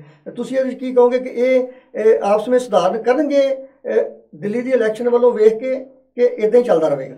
ਦੇਖੋ, ਇਹ ਜਿਹੜਾ ਸੁਧਾਰ ਹੈ ਨਾ ਜੀ, ਸੁਧਾਰ ਮੈਂ ਜਦੋਂ ਦੇਖਦਾ ਜਾਂ ਦੇਖੀਏ ਜਾਂ ਤੁਸੀਂ ਵੀ ਦੇਖਦੇ ਹੋਵੋਗੇ, ਔਖਾ ਆ ਜੀ। ਔਖਾ ਪਤਾ ਕੀ ਗੱਲ ਆ, ਜੇ ਤਾਂ ਤੁਸੀਂ ਆਪਣੀ ਸਟੇਟ ਨੂੰ ਸੁਧਾਰਨਾ ਜੀ, ਫਿਰ ਤਾਂ ਤੁਹਾਡਾ ਕੋਈ ਪੈਰ ਵਿਰੋਧ ਨਹੀਂ। ਬਿਲਕੁਲ ਠੀਕ ਹੈ। ਕੋਈ ਸਟੇਟ ਲੈਵਲ ਤੇ ਤੁਹਾਡੇ ਜਿਹੜੇ ਨੇ ਮਸਲੇ ਹੋਣਗੇ, ਹਾਂ, ਉਹ ਤੁਹਾਡੇ ਹੋਣਗੇ ਵੀ ਅਸੀਂ ਸਟੇਟ ਨੂੰ ਕਿੱਦਾਂ ਸੁਧਾਰਨਾ। ਬਿਲਕੁਲ। ਇਹਨਾਂ ਦਾ ਸਾਰੀ ਲੜਾਈ ਜਿਹੜੀ ਹੈ ਇਹ ਆਪਸੀ ਆ। ਠੀਕ ਹੈ। ਆਪਣੀ ਰੰਜਿਸ਼ ਆ। ਉਹ ਕਹਿੰਦਾ ਮੇਰੇ 'ਚ ਮੰਤਰੀ ਜ਼ਿਆਦਾ ਹੁਣ ਮੈਂ ਰਾਜ ਕਰਾਂ, ਉਹ ਕਹਿੰਦਾ ਮੇਰੇ ਜ਼ਿਆਦਾ ਹੁਣ ਤੁਸੀਂ ਦੇਖੋ ਨਗਰ ਕੌਂਸਲ ਦੀਆਂ ਚੋਣਾਂ ਹੋਣ, ਹਾਂਜੀ, ਤੇ ਬੰਦੇ ਗੋਲੀਆਂ ਲਾ ਕੇ ਮਰ ਜਾਣ, ਆਪਸੀ ਪਾਰਟੀਆਂ ਦੇ, ਆਪਣੀਆਂ ਪਾਰਟੀਆਂ ਮਰ ਜਾਣ। ਜੀ। ਇਹਦਾ ਮਤਲਬ ਵੀ ਨਗਰ ਕੌਂਸਲ ਦੀ ਤਾਂ ਉਹ 'ਚ ਕੋਈ ਅਹਿਮੀਅਤ ਹੀ ਹੈ ਨਹੀਂ ਗੀ, ਉਹ ਤਾਂ ਸੀਟਾਂ ਤੋਂ ਲੜੀ ਜਾਂਦੇ ਆ। ਬਿਲਕੁਲ। ਹਾਂਜੀ, ਬਿਲਕੁਲ। ਇਹ ਤਾਂ ਆਪਸੀ ਬਦਮਾਸ਼ੀ ਚੱਲ ਰਹੀ ਹੈ ਨਾ ਜੀ, ਆਪਸੀ ਦੀ ਲੜਾਈ ਚੱਲ ਰਹੀ ਹੈ। ਇਹ ਕੋਈ ਜਾਣੀ ਕਿ ਸੁਧਾਰ ਦੀ ਗੱਲ ਇਹਦੇ 'ਚ ਨਹੀਂ ਕੋਈ ਵੀ ਆ ਰਹੀ ਵੀ ਸਾਡਾ ਸਾਂਝਾ ਮੁੱਦਾ ਬਣ ਹੀ ਨਹੀਂ ਸਕਦਾ। ਜੇ ਅਸੀਂ ਨਗਰ ਕੌਂਸਲ ਨੂੰ ਸੁਧਾਰਨਾ, ਜੀ, ਮੇਰਾ ਵੀ ਖਿਆਲ ਆ ਤਾਂ ਵਧੀਆ ਸੁਧਾਰੀਏ, ਤੁਹਾਡੇ ਵੀ ਖਿਆਲ ਆ ਤਾਂ ਵਧੀਆ, ਉਹ ਤੀਜੇ ਬੰਦੇ ਦੇ ਵੀ ਵਧੀਆ। ਫਿਰ ਤੁਸੀਂ ਤਿੰਨੇ ਬੈਠ ਕੇ ਉਹ ਕਹਿੰਦਾ ਭਾਈ ਨਹੀਂ ਤੂੰ ਮੋਹਰੇ ਹੋ ਜਾ, ਮੈਂ ਤੇਰੇ ਨਾਲ ਆ, ਤੂੰ ਆਹ ਕੰਮ ਕਰ ਲਾ, ਮੈਂ ਆਪਾਂ ਨਗਰ ਕੌਂਸਲ ਸੁਧਾਰਨੀ ਆ। ਪਰ ਉੱਥੇ ਸੁਧਾਰ ਦੀ ਤਾਂ ਗੱਲ ਹੀ ਨਹੀਂ ਹੋ ਰਹੀ। ਉਹ ਕਹਿੰਦਾ ਮੈਂ ਇੱਥੇ ਬਹਿਣਾ, ਮੇਰਾ ਭਰਾ ਬਣਨਾ ਚਾਹੀਦਾ, ਉਹ ਕਹਿੰਦਾ ਮੇਰਾ ਪੇ ਬਣਨਾ ਚਾਹੀਦਾ, ਉਹ ਕਹਿੰਦਾ ਮੇਰਾ ਪੁੱਤ ਬਣਨਾ ਚਾਹੀਦਾ। ਬਿਲਕੁਲ, ਤੁਸੀਂ ਇੱਕ ਬਹੁਤ ਹੀ ਗੱਲ ਵਧੀਆ ਕੀਤੀ ਹੈ ਕਿ ਇਹ ਇੱਥੋਂ ਗੱਲ ਕਹਿਣ ਦੇ ਵਿੱਚੋਂ ਕੋਈ ਗਰੇਜ ਨਹੀਂ ਚਾਹੀਦਾ ਕਿ ਵਾਕਈ ਇਹ ਜਿਹੜੀਆਂ ਪਾਰਟੀਆਂ ਨੇ ਇਹਨਾਂ ਨੂੰ ਹੰਕਾਰ ਹੋਇਆ, ਕਿ ਕੋਈ ਦੋ ਰਾਵਾਂ ਨਹੀਂ ਹੈ ਕਿ ਵਾਕਿਆ ਉਹ ਪਾਰਟੀ ਕਹਿੰਦੀ ਹੈ ਕਿ ਮੈਂ ਤਗੜੀ ਹਾਂ, ਉਹ ਕਹਿੰਦੀ ਹੈ ਮੈਂ ਤਗੜੀ ਹਾਂ। ਇਹਨਾਂ ਨੂੰ ਜਿਹੜੇ ਆਮ ਲੋਕਾਂ ਦੇ ਜਨ ਜੀਵਨ ਦੇ ਵਿੱਚ ਆਉਣ ਵਾਲੀਆਂ ਜ਼ਰੂਰਤ ਵਾਲੀਆਂ ਚੀਜ਼ਾਂ ਨੇ ਉਹਨਾਂ ਨਾਲ ਕੋਈ ਲੈਣ ਦੇਣ ਨਹੀਂ ਹੈ। ਉਹਨਾਂ ਨਾਲ ਇਹਨਾਂ ਦਾ ਰਾਜ ਦਾ ਮਤਲਬ ਆ ਆਪਣਾ, ਵੀ ਮੈਂ ਰਾਜ, ਮੇਰੇ ਥੱਲੇ ਉਹ ਖੁਸ਼ ਹੁੰਦੇ ਆ ਲੋਕੀ ਵੀ ਮੇਰੇ ਥੱਲੇ ਰਾਜ ਆ, ਭਾਵੇਂ ਉਹ ਪੰਚਾਇਤੀ ਲੈਵਲ ਤੇ ਹੋਵੇ, ਭਾਵੇਂ ਨਗਰ ਕੌਂਸਲ ਤੇ ਹੋਵੇ, ਤੇ ਭਾਵੇਂ MLA ਦੇ ਤੌਰ ਤੇ ਹੋਵੇ। ਉਹ ਕਹਿੰਦੇ ਵੀ ਸਾਡਾ ਰਾਜ, ਮੇਰਾ ਟੈਲੀਫੋਨ ਜਾਵੇ ਥਾਣੇ ਦੇ ਵਿੱਚ ਤੇ ਛੁੱਟ ਜਾਵੇ, ਤੇ ਮੇਰਾ ਟੈਲੀਫੋਨ ਜਾਵੇ ਤੇ ਥਾਣੇ ਦੇ ਵਿੱਚ ਵੱਜ ਜਾਵੇ। ਉਹ ਇੱਕ ਰਾਜ ਸਿਸਟਮ ਹੈ। ਲੋਕਾਂ ਨੂੰ ਸਮਝਾਉਣ ਦੀ ਤਾਂ ਗੱਲ ਹੀ ਕੋਈ ਨਹੀਂ। ਹੁਣ ਤੁਸੀਂ ਆਪਾਂ ਨਗਰ ਕੌਂਸਲ ਦੀ ਗੱਲ ਕਰੀਏ ਜਾਂ ਆਪਾਂ ਪੰਚਾਇਤੀ ਦੀ ਗੱਲ ਕਰੀਏ, ਜੇ ਹੁਣ ਪੰਚਾਇਤ ਹੈ ਇੱਕ ਫਸਟ ਕੋਰਟ ਹੈ। ਹਾਂਜੀ, ਅੱਗੇ ਤੁਸੀਂ ਛੋਟੇ ਹੁੰਦੇ, ਮੈਂ ਵੀ ਉੱਥੋਂ ਆਇਆ, ਸਾਡੇ ਜਿਹੜੇ 90% ਪਿੰਡਾਂ ਦੇ ਮਸਲੇ ਕਦੀ ਕੋਰਟ 'ਚ ਜਾਂਦਾ ਨਹੀਂ ਦੇਖਿਆ ਸੀ, ਪੰਚਾਇਤ 'ਚ ਹੁੰਦੇ ਸੀ। ਫਸਟ ਕੋਰਟ ਉਹ ਆ ਜੀ, ਤੇ ਅੱਜ ਉਹ ਫਸਟ ਕੋਰਟ ਰਹੀ ਨਹੀਂ। ਉਹ ਪਹਿਲੀ ਜਿਹੜੀ ਫਸਟ ਕੋਰਟ ਆ ਸੁਪਰੀਮ ਕੋਰਟ 'ਚ ਜਾ ਕੇ ਐਪਲੀਕੇਸ਼ਨ ਲਾਉਂਦੀ ਹੈ। ਬਿਲਕੁਲ, ਫਸਟ ਕੋਰਟ ਰਹੀ ਨਹੀਂ। ਉਹ ਦੇਖੋ ਕਿੰਨੇ ਗੈਪ ਮਾਰ ਕੇ ਉਹ ਸਿੱਧੀ ਕਹਿੰਦਾ ਮੈਂ ਉੱਥੇ ਲਾਉਂ ਜਾ ਕੇ। ਤੁਸੀਂ ਕੀ ਸਮਝਦੇ ਜਿਹੜੇ ਫਸਟ ਕੋਰਟ ਦੇ ਅਧਿਕਾਰ ਸੀ ਉਹ ਖੋਲੇ ਗਏ ਨੇ, ਕਿ ਜਾਂ ਇੰਨੇ ਜੋਗੀ ਨਹੀਂ ਸੀ ਫਸਟ ਕੋਰਟ ਵੀ ਉਹ ਸੁਧਾਰ ਕਰ ਸਕੇ? ਫਸਟ ਕੋਰਟ ਦੇ ਜਿਹੜੇ ਅਧਿਕਾਰ ਨਹੀਂ ਖੋਏ ਗਏ, ਫਸਟ ਕੋਰਟ ਮਿਸਯੂਜ਼ ਕੀਤੀ ਗਈ। ਠੀਕ ਹੈ, ਬਿਲਕੁਲ। ਫਸਟ ਕੋਰਟ ਜਿਹੜੀ ਆ ਉਹ ਬਹੁਤ ਮਿਸਯੂਜ਼, ਉਹਨੂੰ ਵਰਤਣਾ ਹੀ ਨਹੀਂ ਆਇਆ। ਠੀਕ ਹੈ, ਵਾਕਈ ਤੁਹਾਡੀ ਗੱਲ ਠੀਕ ਹੈ ਕਿ ਛੋਟੇ ਹੁੰਦੇ ਜਦੋਂ ਆਪਾਂ ਦੇਖਦੇ ਹੁੰਦੇ ਸੀ ਵੀ ਅਗਰ ਥਾਣੇਦਾਰ ਨੇ ਜਾਂ ਪਿੰਡ ਨੇ ਕਿਸੇ ਪੁਲਿਸ ਵਾਲੇ ਆਉਣਾ ਹੁੰਦਾ ਸੀ, ਉਹ ਵਾਕਈ ਪਿੰਡ ਦੇ ਸਰਪੰਚ ਤੋਂ ਪਹਿਲਾਂ ਪੁੱਛਦੇ ਸੀ ਕਿ ਵਾਕਿਆ ਇਹ ਬੰਦਾ ਹੈ ਜਾਂ ਇਹਦੀ ਜ਼ਰੂਰਤ ਹੈ, ਸਾਨੂੰ ਤੁਸੀਂ ਲਿਆਓਗੇ ਜਾਂ ਆਪ ਕਰ ਲਓਗੇ ਫੈਸਲਾ। ਪੁਲਿਸ ਵਾਲੇ ਨੇ ਸਰਪੰਚ ਤੋਂ ਬਿਨਾਂ ਅਗਲੇ ਦੇ ਘਰ ਨਹੀਂ ਜਾਣਾ। ਬਿਲਕੁਲ ਨਹੀਂ ਜਾਣਾ। ਔਰ ਤੁਸੀਂ ਦੇਖੋਗੇ ਇਹ ਲਾ ਸੀ, ਔਰ ਪੁਲਿਸ ਵਾਲੇ ਨੇ ਵਾਅਦਾ ਨਹੀਂ ਕਰਨਾ ਵੀ ਪੰਚਾਇਤ ਲਿਖ ਕੇ ਦੇਵੇ। ਅੱਛਾ, ਜਦੋਂ ਫਸਟ ਕੋਰਟ ਕਿਉਂ ਆ ਕਿ ਪੰਚਾਇਤ ਦਾ ਪਿੰਡ ਦਾ ਨਾਗਰਿਕ ਪੰਚਾਇਤ ਦੇ ਸਾਰਿਆਂ ਨੂੰ ਨੇੜੇ ਆ, ਔਰ ਸਰਪੰਚ ਨੂੰ ਪਤਾ ਪਿੰਡ 'ਚ ਗੱਲ ਕੀ ਹੋਈ ਹੈ। देखो इतने मैं गल दूसरे नाल साझी करांगा, बेशक वो थोड़ी कैरी जरूर है, लेकिन माफ़ी चाहांगा दर्शकों को कि साडी गल करना बनदा जरूर है, क्योंकि इशारा ही काफ़ी हुंदा है। पुरानी एक कहावत सी अटवाल साहब, वो ये सी कि सियाणे कहंदे हुंदे सी कि जिहड़ा पिंड दी सत्थ विच मतलब गलत बोलदा है वो हराम दा है, ते जिहड़ा कोर्ट विच जाके सच बोलदा वो हराम दा है। एक देखो इस बहुत ज़्यादा वड्डा अंतर है, क्यों जिहड़े कोर्ट है ਉਹਨੂੰ ਕਿਸੇ ਬੰਦੇ ਦੀ ਪਤਾ ਨਹੀਂ ਵੀ ਬੰਦੇ ਦਾ ਕਰੈਕਟਰ ਕੀ ਹੈ, ਕੀ ਉਹਨੂੰ ਗਵਾਹੀਆਂ ਚਾਹੀਦੀਆਂ ਨੇ, ਉਹਨੇ ਪੇਪਰੀ ਕਾਰਵਾਈ ਕਰਨੀ ਹੈ। ਜਿਹੜੀ ਪਿੰਡ ਦੀ ਪਰਿਆ ਹੈ ਉਹਦੇ ਵਿੱਚ ਪੂਰੇ ਪਿੰਡ ਨੂੰ ਪਤਾ ਹੁੰਦਾ ਸੀ ਕਿ ਫਲਾਣੇ ਮੁੰਡੇ ਨੇ ਫਲਾਣੇ ਬੰਦੇ ਨੇ ਵਾਕਿਆ ਇਹਦੀ ਔਕਾਤ ਇਹ ਹੈ, ਇਹਨੇ ਕੰਮ ਗਲਤੀ ਕੀਤੀ ਹੋਵੇਗੀ ਕਿ ਨਹੀਂ ਕੀਤੀ ਹੋਵੇਗੀ। ਅਗਰ ਉਹ ਉੱਥੇ ਝੂਠ ਬੋਲਦਾ ਉਹਦਾ ਚੱਲਣਾ ਨਹੀਂ ਹੈ। ਉਹਦਾ ਮਤਲਬ ਸੀ ਇਹ ਕਿ ਜਿਹੜਾ ਪਿੰਡ ਦੀ ਪੰਚਾਇਤ ਸੀ ਇਹ ਕੋਰਟ ਨਾਲੋਂ ਵਧੀਆ ਔਰ ਬਿਹਤਰ ਲਿਹਾਜ਼ ਨਾਲ ਫੈਸਲਾ ਕਰ ਸਕਦੀ ਸੀ।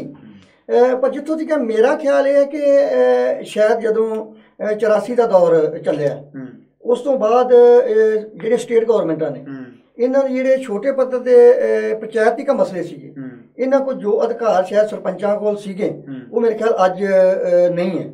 ਇਹਦਾ ਬਾਰੇ ਤਾਂ ਖੈਰ ਮੈਨੂੰ ਵੀ ਅੰਚਰਨ ਪਤਾ ਨਹੀਂ, ਪਰ ਇਹਨਾਂ ਦੇ ਅਧਿਕਾਰ ਜਿਹੜੇ ਆ ਨਾ, ਜਿਹੜੇ ਮੈਂ ਤੁਹਾਨੂੰ ਦੱਸਦਾ ਮੇਰੇ ਆਪਣੇ ਤੌਰ ਤੇ ਨਿੱਜੀ ਤੌਰ ਤੇ ਜੀ, ਸਰਪੰਚਾਂ ਦੇ ਅਧਿਕਾਰ ਐਮਐਲਏ ਨੇ ਖਤਮ ਕਰ ਲਏ।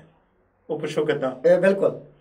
ਅੱਛਾ, ਉਹ ਕਹਿੰਦਾ ਐਮਐਲਏ ਨੇ ਸਰਪੰਚ ਖਰੀਦ ਲਿਆ ਜੀ, ਬਿਲਕੁਲ। ਉਹ ਕਹਿੰਦਾ ਤੂੰ ਇਹਦੇ ਅਗੇਂਸਟ ਇਹਨੂੰ ਠੋਕ ਦੇ ਚੱਕ ਕੇ ਆਪਣੀ ਅਗੇਂਸਟ ਪਾਰਟੀ ਦਾ। ਬਿਲਕੁਲ ਠੀਕ। ਤੇ ਮੈਂ ਕਰਨ ਲੱਗਾ ਥਾਣੇ ਫੋਨ, ਕੋਈ ਤੈਨੂੰ ਕੁਛ ਨਹੀਂ ਹੁੰਦਾ, ਪ੍ਰਵਾਹ ਕੋਈ ਨਹੀਂ। ਬਿਲਕੁਲ। ਕੋਰਟ ਮਿਸਯੂਜ਼ ਹੋ ਗਈ ਨਾ, ਕੋਰਟ ਮਿਸਯੂਜ਼ ਥਾਣਾ ਹੋ ਗਿਆ। ਬਿਲਕੁਲ। ਇਹ ਜਿਹੜੀਆਂ ਚੀਜ਼ਾਂ ਜਾਣੀ ਕਿ ਰਲਾ ਮਿਲਾ ਕੇ ਅਧਿਕਾਰ ਕਿਤੇ ਨਹੀਂ ਖੋਏ ਹੈਗੇ। ਜਿਹਦਾ ਪਿੰਡ ਦਾ ਸੁਧਾਰ ਜਿਹਨਾਂ ਪੰਚਾਇਤਾਂ ਨੇ ਕੀਤਾ, ਵਧੀਆ ਪੰਚਾਇਤਾਂ ਵੀ ਬਹੁਤ ਸਾਰੀਆਂ ਹੈਗੀਆਂ ਉਹਨਾਂ ਦੇ ਲਿਖੀਆਂ ਗਈਆਂ। ਮੈਂ ਨਹੀਂ ਮੰਨਦਾ ਵੀ ਤੁਸੀਂ ਕਿੰਨੇ ਅਧਿਕਾਰ ਖੋ ਲੈਣਗੇ। ਇੱਕ ਸਰਪੰਚ ਥਾਣੇ 'ਚ ਲਿਖ ਕੇ ਦੇ ਦੇਵੇ ਆਪਣੇ ਲੈਟਰ ਪੈਡ ਦੇ ਉੱਪਰ ਤੇ 5-10 ਬੰਦਿਆਂ ਦੇ ਸਾਈਨ ਕਰਾ ਕੇ ਦੇ ਦੇਵੇ ਸਾਡਾ ਆਹ ਫੈਸਲਾ ਆ, ਤੇ ਥਾਣੇਦਾਰ ਜਾਂ ਉਹਨੂੰ ਨੈਕਸਟ ਕੋਰਟ ਜਿਹੜੀ ਚੈਲੰਜ ਕਰ ਦੇਵੇ, ਕਿਉਂਕਿ ਉਹ ਗਵਾਹੀਆਂ ਆ।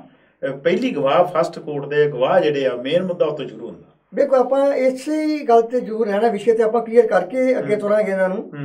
ਇਹਦੇ ਵਿੱਚ ਕੋਈ ਦੋ ਰਾਵਾਂ ਨਹੀਂ ਕਿ ਜਿਹੜੇ ਰਿਜ਼ਲਟ ਹੁਣ ਦਿੱਲੀ ਦੀ ਇਲੈਕਸ਼ਨ ਦੇ ਹੋਏ ਨੇ, ਕਿ ਇਹ ਜਿਹੜਾ ਹੰਕਾਰ ਹੈ, ਇਹ ਹੰਕਾਰ ਕਰਕੇ ਭਾਵੇਂ ਬੀਜੇਪੀ ਹੋਵੇ, ਭਾਵੇਂ ਕਾਂਗਰਸ ਹੋਵੇ, ਤੇ ਭਾਵੇਂ ਉਹ ਅਕਾਲੀ ਦਲ ਦੇ ਉਮੀਦਵਾਰ ਖਲੋਤੇ ਸੀ, ਉਹ ਹੰਕਾਰ ਦਾ ਕਰਕੇ ਇਲੈਕਸ਼ਨ ਹਾਰੇ ਨੇ। ਕਿਉਂਕਿ ਦਿੱਲੀ ਦੇ ਵੋਟਰਾਂ ਨੇ ਇਹ ਸ਼ੋਅ ਕਰ ਦਿੱਤਾ ਕਿ ਅਗਰ ਇਹ ਹੰਕਾਰ ਦੀ ਪਾਲਿਸੀ, ਹੰਕਾਰ ਦੀ ਰਾਜਨੀਤੀ ਤੁਸੀਂ ਕਰਦੇ ਰਹੋਗੇ ਤੇ ਤੁਸੀਂ ਲੋਕ ਭਲਾਈ ਦਾ ਕੰਮ ਕੋਈ ਨਹੀਂ ਕਰ ਸਕੋਗੇ। ਮੇਰੇ ਕਹਿਣ ਤੋਂ ਮੁਰਾਦ ਇਹ ਕਿ ਜੇ ਉਹ ਸਾਡੀ ਮਾਨਸਿਕਤਾ ਹੈ, ਖਾਸ ਕਰਕੇ ਦਿੱਲੀ ਵਾਲੇ ਲੋਕਾਂ ਨੇ ਜੋ ਦਿਖਾਈ ਹੈ, ਉਹ ਸਾਨੂੰ ਪੰਜਾਬ ਵਾਲਿਆਂ ਨੂੰ ਵੀ ਦਿਖਾਉਣੀ ਪਵੇਗੀ। ਸਾਨੂੰ ਆਪਣੇ ਆਪ ਤੌਰ ਤੇ, ਮਾਨਸਿਕ ਤੌਰ ਤੇ ਇਹ ਉੱਠ ਕੇ ਹਾਮੀ ਭਰਨੀ ਪਵੇਗੀ। ਆਪਣੇ ਆਪ ਵਿੱਚ ਸੋਚਣਾ ਪਵੇਗਾ ਕਿ ਕਿਹੜੀ ਪਾਰਟੀ ਸਾਡੇ ਵਾਸਤੇ ਕੁਝ ਕਰ ਸਕਦੀ ਹੈ ਔਰ ਕਿਹੜੀ ਸੱਚੀ ਔਰ ਸੁੱਚੀ ਪਾਰਟੀ ਹੈ ਜਿਹਨੂੰ ਅਸੀਂ ਵੋਟ ਦੇਈਏ ਔਰ ਸਾਡੇ ਜਿਹੜੇ ਕੰਮਕਾਰ ਉਹ ਕਰੇ। ਜਿਹੜੀ ਪੰਜਾਬ ਦੀ ਹੈ ਲੋਕੀ ਦਿਖਾਲਣਗੇ ਵੀ ਜੀ, ਦਿਖਾ ਵੀ ਦਿੱਤਾ ਆ, ਔਰ ਲੋਕੀ ਆਉਣ ਵਾਲੇ ਸਮੇਂ 'ਚ ਦਿਖਾਲਣਗੇ ਵੀ ਬਈ ਜਿਹੜੀ ਜਿੱਦੀ ਗੱਲ ਜਿਹੜੀ ਕਰਦੇ ਹੰਕਾਰ ਦੀ, ਹੰਕਾਰ ਤਾਂ ਇਹਦਾ ਵੀ ਇੱਕ ਚੀਜ਼ ਆਏਗੀ ਚੱਲ ਗਈ। ਇਹਨਾਂ ਨੂੰ ਤਾਂ ਇੰਨਾ ਕੁ ਜ਼ਿਆਦਾ ਸੀ ਵੀ ਸਾਡੇ ਤੋਂ ਬਿਨਾਂ ਰਾਜ ਹੀ ਕਿਸੇ ਨੇ, ਇਹਨਾਂ ਦਾ ਵੰਡਿਆ ਸੀ ਨਾ। 5 ਸਾਲ ਇਹ ਕਰ, 10 ਸਾਲ ਉਹ ਕਰ ਲਵੇ, 5 ਸਾਲ ਉਹ ਕਰ, ਕਿਉਂਕਿ ਇਹਨਾਂ ਨੇ ਹੋਰ ਦੂਸ਼ਣਬਾਜ਼ੀ ਤੋਂ ਬਿਨਾਂ ਤਾਂ ਜਾਣਾ ਹੀ ਕਿਤੇ ਨਹੀਂ ਜੀ। ਇਹਨਾਂ ਨੇ ਜੇ ਮੰਨ ਲਓ ਹੁਣ ਘਪਲੇ ਹੋ ਗਏ ਪਿਛਲੇ ਸਰਕਾਰ ਦੇ ਵਿੱਚ, ਆਉਣ ਵਾਲੀ ਸਰਕਾਰ ਕਹਿੰਦੀ ਚੱਕ ਇਹਦਾ ਐਮਐਲਏ ਠੋਕ ਦੇ, ਚੱਕ ਇਹਦਾ ਐਮਐਲਏ ਠੋਕੇ। ਯਾਨੀ ਕਿ ਗਰਾਊਂਡ ਲੈਵਲ ਤੇ, ਜਿਹੜਾ ਪਿੰਡ ਲੈਵਲ ਤੇ ਜਾਂ ਉੱਥੇ ਤੱਕ ਕੋਈ ਉਤਰਿਆ ਹੀ ਨਹੀਂ। ਤੁਸੀਂ ਜਾਣੇ ਆ, ਤੁਸੀਂ ਸ਼ਰੇਆਮ ਸ਼ਰਾਬ ਵੰਡਦੇ ਆ, ਸ਼ਰੇਆਮ ਤੁਸੀਂ ਸਮਾਨ ਵੰਡਦੇ ਆ, ਸ਼ਰੇਆਮ ਕਰੋੜਾਂ ਰੁਪਈਆ ਵੰਡਦੇ ਆ, ਔਰ ਵੋਟਾਂ ਖਰੀਦ ਕੇ ਆ ਜਾਂਦੇ ਆ, ਮੁੜ ਕੇ 5 ਸਾਲ ਬਾਅਦ ਫੇਰ ਸਹੀ। ਕਿਉਂਕਿ ਲੋਕਾਂ ਦੀ ਮਾਨਸਿਕ ਹਾਲਤ ਇੱਥੋਂ ਤੱਕ ਇਹਨਾਂ ਨੇ ਕਰ ਦਿੱਤੀ ਵੀ ਲੋਕੀ ਕਹਿੰਦੇ ਵੀ ਸਾਨੂੰ 5 ਸਾਲ ਬਾਅਦ ਹੀ ਆਹ ਚੀਜ਼ ਜਿਹੜੀ ਮਿਲਣੀ, ਸਾਨੂੰ ਹੋਰ ਕੁਛ ਨਹੀਂ ਮਿਲਣਾ। ਤੇ ਜੇ ਲੋਕੀ ਉੱਥੇ ਹੁਣ ਜਿਹੜੀ ਆਮ ਆਦਮੀ, ਜਿਹੜਾ ਆਮ ਆਦਮੀ ਚਾਹੁੰਦਾ ਮੈਨੂੰ ਸਹੂਲਤਾਂ, ਉੱਥੇ ਜਾਗਰਤੀ ਪੈਦਾ ਕਰੂਗਾ ਵੀ ਤੁਹਾਡੀ ਇਹ ਲੋੜ ਨਹੀਂ ਗੀ ਵੀ ਤੁਸੀਂ ਇੱਕ ਵਾਰੀ ਸ਼ਰਾਬ ਦੀ ਪੇਟੀ ਲੈ ਲਈ ਜਾਂ 500 ਰੁਪਈਆ ਲੈ ਲਿਆ ਜਾਂ 1000 ਰੁਪਈਆ ਲੈ ਲਿਆ। ਤੁਸੀਂ ਇਹਦੇ ਨਾਲ ਆਪਣੇ 1000 ਰੁਪਈਆ, ਤੁਹਾਨੂੰ 10,000 ਰੁਪਈਆ ਮਿਲਣਾ 5 ਸਾਲਾਂ 'ਚ, ਜਿਹੜਾ ਤੁਸੀਂ ਇੱਕ ਲਿਆ। ਮਾਨਸਿਕਤਾ ਇਹ ਤੁਹਾਨੂੰ ਇਸ ਰੂਪ 'ਚ ਆਉਣਾ ਹੈ। ਆਪਣੇ ਮਾਨਸਿਕ ਤੌਰ ਤੇ ਬੰਦੇ ਨੂੰ ਜ਼ਰੂਰ ਹੁਸ਼ਿਆਰ ਹੋਣਾ ਪਵੇਗਾ। ਉਹਨਾਂ ਨੂੰ ਰੂਪ ਦੱਸਣਾ ਪੈਣਾ ਵੀ ਤੁਹਾਨੂੰ ਕੰਮ ਕਰਨਾ ਪੈਣਾ, ਤੁਹਾਨੂੰ ਇਸ ਤਰੀਕੇ ਨਾਲ ਤੁਹਾਡਾ ਜਿਹੜਾ ਆ ਉਹ ਬੈਨੀਫਿਟ ਹੋਣਾ। ਉਹਨਾਂ ਨੂੰ ਲੋਕਾਂ ਨੂੰ ਜਾਗਰਤ ਕਰਕੇ ਤੇ ਇਸ ਢਾਂਚੇ 'ਚੋਂ ਕੱਢਣਾ ਪੈਣਾ ਆਪਾਂ ਨੂੰ। ਇਹ ਅਟਵਾਲ ਸਾਹਿਬ ਇੱਕ ਬੜਾ ਇੱਥੇ ਅਹਿਮ ਮੁੱਦਾ ਇਹ ਪੇਸ਼ ਆਉਂਦਾ, ਕਿਉਂ ਜਿਹੜੇ ਅੱਜ ਦੀ ਡੇਟ ਤੱਕ ਸਾਡੇ ਸਾਹਮਣੇ ਰਿਪੋਰਟਾਂ ਆ ਰਹੀਆਂ ਨੇ ਔਰ ਆਪਾਂ ਨੂੰ ਖੁਦ ਪਤਾ ਵੀ, ਆਪਾਂ ਜਾਣਦੇ ਵੀ ਹਾਂ, ਪਰਸਨਲ ਤੌਰ ਤੇ ਵੀ ਉਹਨਾਂ ਇਨਸਾਨਾਂ ਨੂੰ ਜਾਣਦੇ ਜਿਨ੍ਹਾਂ ਨਾਲ ਇਹ ਵਾਕਿਆ ਹੋਏ ਨੇ। ਜਿਵੇਂ ਕਿ ਮੌਜੂਦਾ ਜਿਹੜੀ ਗੌਰਮੈਂਟ ਹੈ, ਪੰਜਾਬ ਗੌਰਮੈਂਟ, ਉਹ ਕਿਸੇ ਵੀ ਜਥੇਦਾਰ ਨੂੰ, ਕਿਸੇ ਵੀ ਅਹਿਮ ਆਦਮੀ ਨੂੰ ਪਦ ਤੋਂ ਹਟਾ ਕੇ ਦੂਜੇ ਚੌਥੇ ਦਿਨ ਕਿਸੇ ਨਾ ਕਿਸੇ ਕਾਰਨ ਕਰਕੇ ਉਹਨਾਂ ਦੇ ਪਰਿਵਾਰ ਉੱਤੇ ਕੇਸ ਪਾ ਦਿੰਦੀ ਹੈ, ਸਮੈਕ ਦੇ ਕੇਸ ਪਾ ਤੇ ਕੋਈ ਹੋਰ ਕੇਸ ਪਾ ਕੇ ਉਹਨਾਂ ਨੂੰ ਅੰਦਰ ਡੱਕ ਦਿੰਦੀ। ਉਹ ਪਰਿਵਾਰ ਰੁੱਲ ਜਾਂਦਾ ਹੈ। ਅਸੀਂ ਉਹਨਾਂ ਦੇ ਪਿੱਛੇ ਪੈਰਵਾਈ ਨਹੀਂ ਕਰਦੇ। ਉਹਦਾ ਕਾਰਨ ਪਿੱਛੋਂ ਕੀ ਹੁੰਦਾ ਕਿ ਹੋਰ ਕੋਈ ਬੰਦਾ ਵੀ ਜਿਹੜਾ ਚੰਗੇ ਕੰਮ ਕਰਨ ਜਾ ਰਿਹਾ ਹੈ ਉਹ ਉਸ ਪਰਿਵਾਰ ਵੱਲ ਦੇਖ ਕੇ ਵੀ ਉਹ ਯਾਰਾ ਉਹਦੀ ਇੰਨੀ ਪਦਵੀ ਸੀ ਤੇ ਉਹਨੂੰ ਇਸ ਮਤਲਬ ਗੌਰਮੈਂਟ ਨੇ ਰੋਲ ਕੇ ਰੱਖਤਾ ਹੈ, ਸਾਡੇ ਪਿੱਛੇ ਕਿਹਨੇ ਆਉਣਾ। ਕੀ ਸਮਝਦੇ ਹਾਂ ਵੀ ਅਸੀਂ ਆਪਣੇ ਆਪਣਾ ਖੁਦ ਨਾਲ ਵੀ ਫੈਸਲਾ ਜਾਇਜ਼ ਕਰ ਰਹੇ ਹਾਂ? ਦੇਖੋ ਇਹਦੇ 'ਚ ਗੱਲ ਤੁਹਾਡੀ ਸਹੀ ਆ। ਬਹੁਤ ਸਾਰੇ ਬੰਦਿਆਂ ਨੇ ਇੱਦਾਂ ਹੋਇਆ ਜੀ, ਭਾਵੇਂ ਸਿੱਖ ਆ ਭਾਵੇਂ ਹਿੰਦੂ ਆ, ਭਾਵੇਂ ਜਿਹਨੇ ਵੀ ਕਹਿੰਦੇ ਸੱਚ ਦੀ ਆਵਾਜ਼ ਉਠਾਉਣ ਦੀ ਕੋਸ਼ਿਸ਼ ਕੀਤੀ ਆ ਜੀ, ਉਹਨੂੰ ਚੱਕ ਕੇ ਤੇ ਇਹਨਾਂ ਨੇ ਰਾਜਨੀਤੀ ਲੋਕਾਂ ਨੇ ਵੀ ਕੋਈ ਹੋਰ ਨਾ ਉੱਠ ਖੜੇ ਤੇ ਬਿਲਕੁਲ ਉਹ ਆਵਾਜ਼ ਬੰਦ ਕਰਨ ਦੀ ਕੋਸ਼ਿਸ਼ ਕੀਤੀ। ਇਹ ਹਰੇਕ ਜਿਹੜੀ ਆ ਇਹਨਾਂ ਦੀ ਇਕੱਲਿਆਂ ਦੀ ਨਹੀਂ, ਹਰੇਕ ਜਿਹਨੇ ਰਾਜ ਕਰਨਾ ਨਾ ਉਹ ਕਿਸੇ ਪਰ ਭਾਵੇਂ ਕੋਈ ਗਾਰਾ ਭਾਵੇਂ ਕੋਈ ਕਾਲਾ, ਉਹਦੀ ਪਾਲਿਸੀ ਇਹ ਹੁੰਦੀ ਹੈ ਵੀ ਜਿਹੜਾ ਬੋਲਿਆ ਇਹਨੂੰ ਇੰਨਾ ਕੁ ਦੱਸ ਦਿਓ ਵੀ ਤਸੀਹੇ ਦੇਣੇ। ਹੁਣ ਆਪਾਂ ਗੁਰੂਆਂ ਦੀ ਹਿਸਟਰੀ ਵੱਲ ਜਾਈਏ ਜੀ, ਉਹ ਤਸੀਹੇ ਦੇਣ ਦਾ ਮਤਲਬ ਇਹ ਸੀ ਵੀ ਇਹ ਮੁੜ ਕੇ ਲੋਕੀ ਇਹਨਾਂ ਦੇ ਜਿਹੜੇ ਮਗਰ ਆ ਉਹ ਨਾ ਉੱਠਣ, ਮਤਲਬ ਉਹ ਵੇਖ ਕੇ ਇਹ ਚੀਜ਼ ਵੇਖ ਕੇ ਚੀਜ਼ ਨੂੰ ਇਗਨੋਰ ਕਰ ਦੇਣ ਵੀ ਅਸੀਂ ਨਹੀਂ ਉੱਠਣਾ, ਸਾਡਾ ਰਾਜ ਕਾਇਮ ਰਵੇ, ਵੀ ਅਸੀਂ ਸੱਤਾ ਦੇ ਵਿੱਚ ਬਣੇ ਰਹੀਏ। ਪਰ ਹੁਣ ਉਹ ਸਮਾਂ ਲੰਘ ਗਿਆ।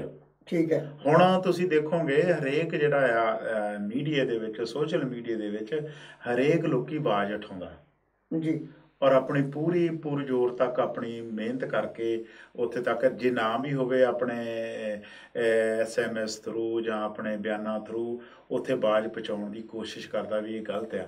ਤੇ ਜਦੋਂ ਇਹ ਉਹਨਾਂ ਲੋਕਾਂ ਨੂੰ ਡਰ ਪੈ ਗਿਆ ਜੀ, ਬਿਲਕੁਲ। ਹੁਣ ਤੁਸੀਂ ਦੇਖੋ MP ਦੀਆਂ ਚੋਣਾਂ ਦੇ ਵਿੱਚ ਜਿਹੜੀ ਤੁਸੀਂ ਗੱਲ ਕੀਤੀ ਆ, ਜੇਠ ਰਾਮ ਮਲਾਨੀ ਜਿਹੜਾ ਹਰਾਇਆ ਅੰਮ੍ਰਿਤਸਰ ਦੇ ਵਿੱਚ, ਜੇਤਲੀ ਹਾਂ ਜੇਠ ਰਾਮ ਮਲਾਨੀ ਸੌਰੀ ਜੇਠਲੀ ਜਿਹੜਾ ਹਰਾਇਆ ਇਹਨਾਂ ਨੇ ਜੀ। ਹੁਣ ਦੇਖੋ ਕਿੱਡੀ ਵੱਡੀ ਉਹਨਾਂ ਲੋਕਾਂ ਦੀ ਦੇਣ ਆ। ਬਿਲਕੁਲ ਹਾਂਜੀ, ਬਿਲਕੁਲ। ਆਪਣੇ ਢੀਂਡਸਾ ਸਾਹਿਬ ਨੂੰ ਹਰਾਇਆ। ਬਿਲਕੁਲ। ਅੱਛਾ, ਉਸ ਵੇਲੇ ਬਾਦਲ ਸਾਹਿਬ ਵਰਗੇ ਵੀ ਨਚਾਰ ਆ ਗਿਆ ਬਿਲਕੁਲ ਹੈ ਨਾ, ਦੇਖੋ ਕਿੱਦਾਂ ਹਰਾਇਆ ਨਾ। ਇਹ ਲੋਕਾਂ ਦੀ ਇੱਕ ਕਿਸਮ ਦੀ ਜਾਗਰਤੀ ਦੀ ਹੁੰਦੀ ਆ। ਹੁਣ ਉਹ ਬੇਸ਼ੱਕ ਉਹ ਜਿੱਦਾਂ ਕਿਸੇ ਨੇ ਉਹ ਪ੍ਰੋਗਰਾਮ ਚੱਲਦੇ ਦੇ ਵਿੱਚ ਜਾ ਕੇ ਆਪਣੇ ਆਪ ਨੂੰ ਬਾਦਲ ਦੇ ਖਿਲਾਫ ਬੋਲਣਾ, ਜਾਂ ਬਾਦਲ ਦੇ ਖਿਲਾਫ ਨਹੀਂ ਕਹਿ ਸਕਦੇ, ਮੌਜੂਦਾ ਗੌਰਮੈਂਟ ਦੇ ਖਿਲਾਫ ਬੋਲਣਾ ਕਿ ਤੁਸੀਂ ਚੰਗਾ ਨਹੀਂ ਕਰਦੇ, ਹੈ ਨਾ। ਉਹ ਇਹ ਜਾਗਰਤੀ ਔਰ ਲੋਕਾਂ ਨੇ ਉਹਦੇ ਪਿੱਛੇ ਸਾਥ ਵੀ ਦਿੱਤਾ। ਬਿਲਕੁਲ, ਹੈ ਨਾ, ਲੋਕਾਂ ਨੇ ਕਿਸੇ ਤਰੀਕੇ ਦੇ। ਸੋ ਇਸ ਕਰਕੇ ਵੀ ਇਹ ਜਿਹੜੀ ਜਾਗਰਤੀ ਇਹ 'ਚ ਫਿਰ ਗੌਰਮੈਂਟਾਂ ਵੀ ਬਾਹਲਾ ਕੁਛ ਕਰ ਨਹੀਂ ਸਕਦੀਆਂ ਹੁੰਦੀਆਂ, ਕਿਉਂਕਿ ਜਿਹੜਾ ਧੱਕਾ ਆ ਥੋੜ੍ਹਾ ਬਹੁਤ ਚੱਲਦਾ ਹੁੰਦਾ।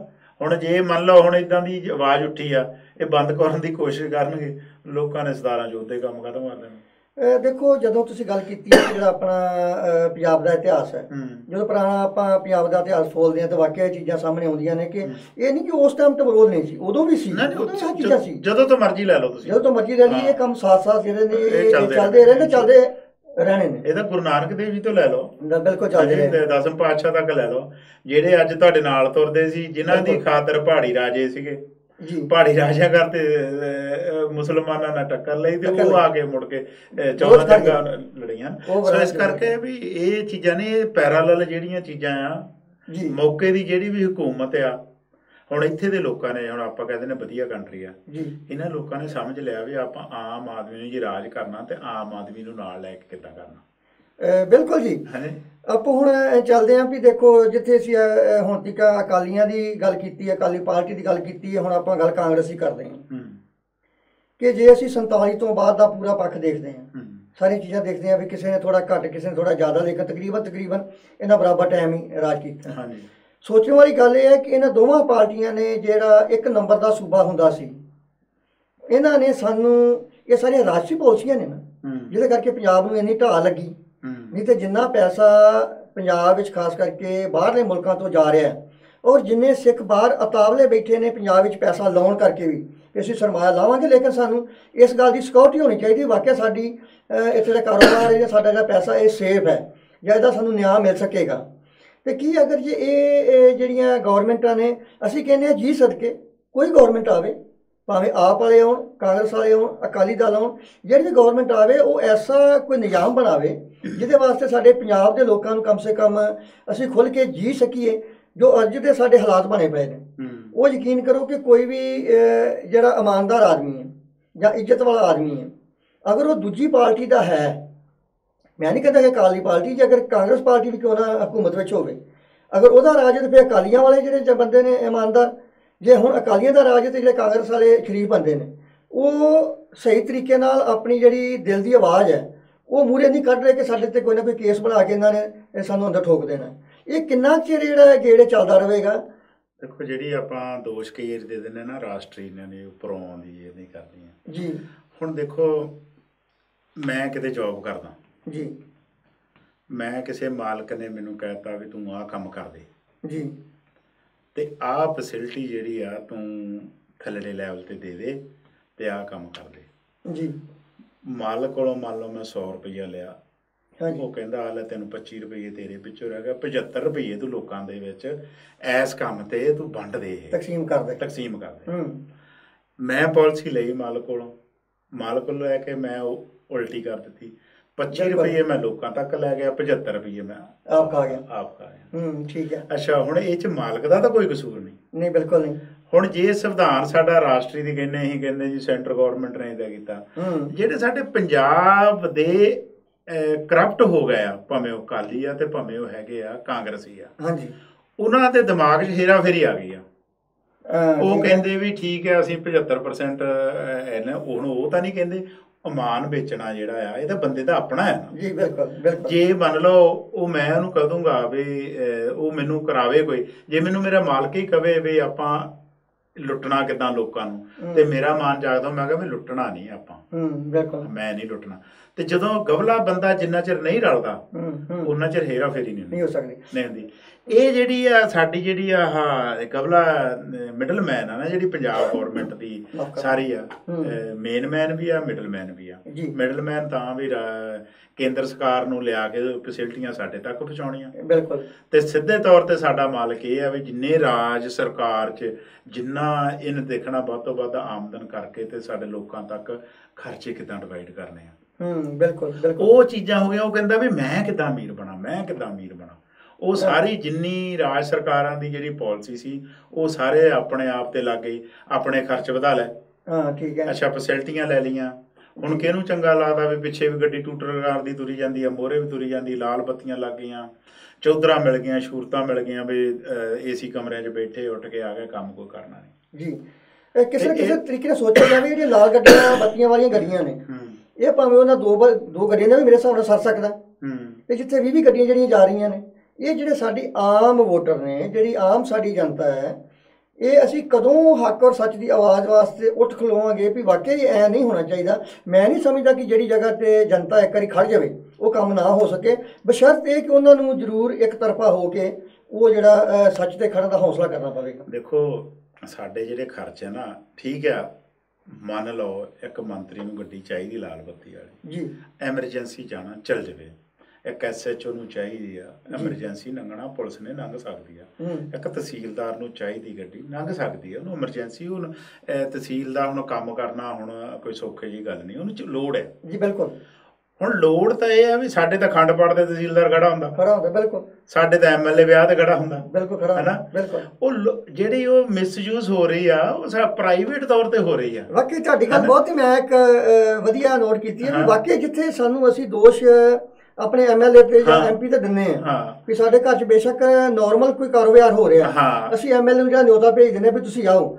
ਪੰਜਾਬ ਨੇ ਆਪਣੀ ਪੂਰੀ ਦਿਹਾੜੀ ਵੇਸਟ ਕਰਕੇ 4 ਘੰਟੇ 8 ਘੰਟੇ ਲਾਏ, ਫਿਰ ਲੋਕਾਂ ਨੂੰ ਸੁਣਿਆ, ਉੱਥੇ ਆਇਆ, ਅੱਛਾ ਉਹਦੇ ਨਾਲ ਆਇਆ, ਫਿਰ MLA ਨੇ ਫੋਨ ਕਰਨਾ, 4 ਪੁਲਿਸ ਵਾਲੇ ਵੀ ਆ ਜਾਣਾ, ਬਿਲਕੁਲ। ਅੱਛਾ, ਫਿਰ ਉਹਨੂੰ ਕਰਨਾ ਤੁਸੀਂ ਯਾਰ ਤਹਿਸੀਲਦਾਰ ਨੂੰ ਵੀ ਸੱਦ ਲਓ, ਮੇਰਾ ਬੜਾ ਬਿੱਲੀ ਆ। ਜਿਹੜੀ ਤੁਸੀਂ એનર્ਜੀ ਉੱਥੇ ਵੇਸਟ ਕਰ ਰਹੇ ਹੋ ਉਹ ਕਰਵਾ ਰਹੇ ਆ, ਉਹ ਹੋਰ ਕੰਮ ਕਰਨ ਦਿਓ। ਉਹ ਜਾਣੀ ਕਿ ਉਹਨਾਂ ਦਾ ਕੰਮ ਇਹ ਪ੍ਰਾਈਵੇਟ ਫੰਕਸ਼ਨਾਂ ਤੇ ਇਹ ਨਹੀਂ ਹੈ। ਸਾਡੀ ਜਿਹੜੀ ਆ ਵੇਸਟ ਆਫ ਮਨੀ ਆ ਪ੍ਰਾਈਵੇਟ ਫੰਕਸ਼ਨਾਂ ਤੇ ਚੱਲ ਰਹੀ ਆ, ਐਡਵਰਟੀਆਂ ਕਰਕੇ ਉਹਦੇ ਤੇ। ਜੇ ਇਹੀ ਬੰਦਾ ਬੈਠਾ ਉੱਥੇ MLA ਦਫ਼ਤਰ 'ਚ ਬੈਠਾ ਹੋਵੇ, MLA ਦਫ਼ਤਰ ਦੇ ਵਿੱਚ ਫੋਨ ਮਾਰੇ ਤਹਿਸੀਲਦਾਰ ਨੂੰ, ਆ ਲੋਕਾਂ ਦੀਆਂ ਇੰਨੀਆਂ ਦੱਸ ਵੀ ਮੈਨੂੰ ਕਿੰਨੀਆਂ ਸੁਣੀਆਂ, ਉਹ ਮਾਰੇ ਥੱਲੇ ਲੈਵਲ ਤੇ ਸਰਪੰਚ ਤੇ ਤਹਿਸੀਲਦਾਰ ਨੇ ਜਾਂ ਪਟਵਾਰੀ ਨੂੰ, ਬੈਠੇ ਸਾਰਾ ਜਿਹੜਾ ਸਿਸਟਮ ਹੈ ਉਹ ਚੱਲ ਸਕਦਾ ਆ ਜਿੱਦਾਂ ਇੱਥੇ ਚੱਲਦਾ ਸਿਸਟਮ ਨਾਲ ਚੱਲ ਸਕਦਾ। ਪਰ ਇਹ ਨਹੀਂ ਵੀ ਅਸੀਂ ਉਹ ਜਿਹੜੀ ਲੋਕਾਂ ਦੀ ਸ਼ੋਹਰਤ ਖਰੀਦਣ ਵਾਸਤੇ ਆਪਣੀਆਂ ਫੈਸਿਲਿਟੀਆਂ ਦੇਖਿਆ ਉਹਦੇ ਕੋਲ ਕਿੰਨੀਆਂ ਗੱਡੀਆਂ ਜਾਂ ਕੀ ਗੱਡੀਆਂ। ਤੁਹਾਡੇ ਕਹਿਣ ਤੋਂ ਮੁਰਾਦ ਇਹ ਹੈ ਕਿ ਜੇ ਅਗਰ ਸਾਡਾ ਜਿਹੜਾ ਨਿਜ਼ਾਮ ਹੈ ਇਹ ਪੂਰਾ ਸਿਸਟਮਿਕਲੀ ਹੋ ਜਾਵੇ, ਹਾਂ। ਵਧੀਆ ਹੋ ਜਾਵੇ, ਤੇ ਬਾਕੀ ਜਿਹੜੇ ਹਰ ਮਸਲੇ ਨੇ ਉਹ ਤਕਰੀਬਨ ਆਪਣੇ ਆਪ ਹੀ ਹੱਲ ਹੋ ਜਾਣਗੇ। ਇੱਕ ਆ ਦੂਜੀ ਗੱਲ ਇਹ ਵੀ ਜਿੱਥੇ ਅਸੀਂ ਰਿਸ਼ਵਤਖੋਰੀ ਦੀ, ਕਰਪਸ਼ਨ ਦੀ ਗੱਲ ਕਰਦੇ ਹਾਂ, ਉੱਥੇ ਕਿਤੇ ਨਾ ਕਿਤੇ ਜਾ ਕੇ ਅਸੀਂ ਇਹ ਵੀ ਸੋਚਦੇ ਹਾਂ ਕਿ ਬੇਸ਼ੱਕ ਅਸੀਂ ਉਹ ਜੈਨੂਅਨ ਕੰਮ ਕਰਵਾਉਣ ਜਾ ਰਹੇ ਹਾਂ, ਜਿੰਨਾ ਚਿਰ ਅਸੀਂ ਉਹਨੂੰ 2 ਨੰਬਰ ਦੇ ਵਿੱਚ ਪੈਸੇ ਨਹੀਂ ਦਿੰਦੇ, ਸਾਨੂੰ ਆਪਣੇ ਆਪ ਵਿੱਚ ਸੰਤੁਸ਼ਟੀ ਨਹੀਂ ਆਉਂਦੀ ਕਿ ਸਾਡਾ ਕੰਮ ਹੋ ਜਾਏਗਾ। ਜਦੋਂ ਅਗਲੇ ਭਾਵੇਂ ਸਿਪਾਹੀ ਹੈ, ਤੇ ਭਾਵੇਂ ਉਹ ਤਹਿਸੀਲਦਾਰ ਹੈ, ਤੇ ਭਾਵੇਂ ਕਿਸੇ ਵੀ ਪੋਜੀਸ਼ਨ ਵਾਲਾ ਆਦਮੀ ਹੋਵੇ, ਜਦੋਂ ਉਹ ਪੈਸੇ ਫੜ ਲੈਂਦਾ, ਸਾਡਾ ਕੰਮ ਬੇਸ਼ੱਕ ਹੋਣਾ ਹੀ ਹੋਣਾ, ਬੇਸ਼ੱਕ 2 ਦਿਨ ਅਟਕ ਹੀ ਹੋ ਜਾਏਗਾ, ਲੇਕਿਨ ਹੋਣਾ ਹੀ ਹੈ। ਲੇਕਿਨ ਸਾਨੂੰ ਵਿਸ਼ਵਾਸ ਉਦੋਂ ਹੀ ਹੋਊਗਾ ਵੀ ਹਾਂ ਹੁਣ ਸਾਡਾ ਕੰਮ ਹੋ ਜਾਣਾ। ਇਹਦੇ ਵਿੱਚ ਜਿੱਥੇ ਕਿਤੇ ਨਾ ਕਿਤੇ ਉਹ ਜ਼ਿੰਮੇਵਾਰ ਨੇ, ਉੱਥੇ ਅਸੀਂ ਖੁਦ ਆਮ ਜਨਤਾ ਵੀ ਤਾਂ ਹੈ ਨਾ। ਦੇਖੋ ਜਨਤਾ ਨੂੰ ਮੈਂ ਘੱਟ ਮੰਨਦਾ। ਦੇਖੋ ਜਿਹੜੀ ਲੀਡਰ ਜਾਂ ਸਾਡਾ ਜਿਹੜਾ ਮੋਹਰੀ ਆ ਜੀ, ਉਹਨੂੰ ਸਾਨੂੰ ਦੱਸਣਾ ਹੁੰਦਾ, ਰਸਤਾ ਦੱਸਣਾ ਹੁੰਦਾ ਜੀ, ਵੀ ਕਿੱਦਾਂ ਕਰਨੀ ਆ। ਤੇ ਜੇ ਉਹ ਕਰਪਟ ਹੋ ਜਾਵੇ ਤੇ ਦੂਏ ਨੇ ਤਾਂ ਧੱਕੇ ਨਾਲ ਦੇਣਾ ਹੀ ਪੈਣਾ ਉਹਨੂੰ। ਤਾਂ ਇੱਕ ਬੰਦੇ ਨੂੰ ਨਲਕਾ ਲੱਗਣਾ ਚਾਹੀਦਾ ਘਰ, ਉਹਨੂੰ ਪਾਣੀ ਦੀ ਲੋੜ ਆ। ਜੀ ਬਿਲਕੁਲ, ਉਹ ਪਾਣੀ ਦੀ ਲੋੜ ਹੈ। ਜੇ ਉਹ ਬੰਦਾ ਜਿਹੜਾ ਨਲਕਾ ਲਾਉਣ ਵਾਲਾ ਆ ਉਹ ਕਹਿੰਦਾ ਮੈਂ ਇੰਨੇ ਪੈਸੇ ਲਾਏ ਬਿਨਾਂ ਨਹੀਂ ਦੇਣਾ, ਵੀ ਤੈਨੂੰ ਐਸ ਪਰਮਿਟ ਦੀ ਲੋੜ ਆ, ਉਹ ਪਰਮਿਟ ਸਾਨੂੰ ਪੈਸੇ ਤੋਂ ਬਿਨਾਂ ਨਹੀਂ ਮਿਲਣਾ, ਤਾਂ ਗਰੀਬ ਕੀ ਕਰੂਗਾ? ਬਿਲਕੁਲ, ਉਹ ਕੀ ਕਰੂਗਾ? ਉਹ ਵੇਚ ਰਿਹਾ ਉੱਥੇ ਖੜਾ, ਤੇ ਪਰਮਿਟ ਉਸ ਨਾਗਰਿਕ ਦਾ ਹੱਕ ਹੈ ਉਹਨੂੰ ਪਰਮਿਟ ਦੇਣਾ। ਬਿਲਕੁਲ, ਵੀ ਉਹ ਨਲਕਾ ਲਾਉਣ ਦੀ ਉਹਨੂੰ ਫੈਸਿਲਿਟੀ, ਉਹਦੇ ਪਰਮਿਸ਼ਨ ਦੇਣੀ ਹੈ। ਸਿਟੀ ਦਾ ਕੰਮ ਹੈ ਜਾਂ ਸਰਪੰਚ ਦਾ ਕੰਮ ਹੈ ਉਹਨੂੰ ਦੇਣਾ। ਪਰ ਸਰਪੰਚ ਕਹਿੰਦਾ ਤਾਂ ਮੈਂ ਦਊਂਗਾ ਤੈਨੂੰ ਉਹ ਪੇਪਰ ਜੇ ਤੂੰ ਮੈਨੂੰ ਪੈਸੇ ਦਊਂਗਾ। ਇਹ 'ਚ ਆਮ ਨਾਗਰਿਕ ਦੇ, ਕਿਉਂਕਿ ਜਿਹੜੇ ਸਾਡੇ ਤੋਂ ਉੱਚੇ ਆ, ਸਰਪੰਚ ਆ, MLA ਆ, ਉਹਨਾਂ ਤੇ ਲੋਕਾਂ ਨੂੰ ਸਾਨੂੰ ਸੁਧਾਰਨਾ ਆ। ਬਿਲਕੁਲ, ਉਹਨਾਂ ਨੇ ਸਾਡਾ ਸਿਸਟਮ ਬਣਾਉਣਾ, ਪਿੰਡ ਵਧੀਆ ਕਿੱਦਾਂ ਹੋਣਾ ਚਾਹੀਦਾ ਜੀ, ਹੈ ਨਾ, ਵੀ ਵਾਤਾਵਰਨ ਕਿੱਦਾਂ ਦਾ ਹੋਣਾ ਚਾਹੀਦਾ। ਤੇ ਜੇ ਉਹੀ ਕਹਿਣ ਵੀ ਦਰਖਤ ਵੱਢ ਕੇ ਤੁਸੀਂ ਵੇਚ ਲਓ, ਬਿਲਕੁਲ, ਤੇ ਫਿਰ ਆਮ ਨਾਗਰਿਕ ਦਾ ਕੀ ਕਸੂਰ? ਮੈਂ ਆਮ ਨਾਗਰਿਕ ਨੂੰ ਇਹਨਾਂ ਦਾ ਉਹਨੂੰ ਤਾਂ ਮਜਬੂਰਨ ਤੌਰ ਤੇ ਦੇਣਾ ਪੈਂਦਾ, ਉਹ ਮਜਬੂਰੀ ਦੇ ਤੌਰ ਤੇ। ਇੱਕ ਹੁੰਦਾ ਜ਼ੁਲਮ ਕਰਨ ਵਾਲਾ, ਇੱਕ ਜ਼ੁਲਮ ਕਰਾਉਣ ਵਾਲਾ।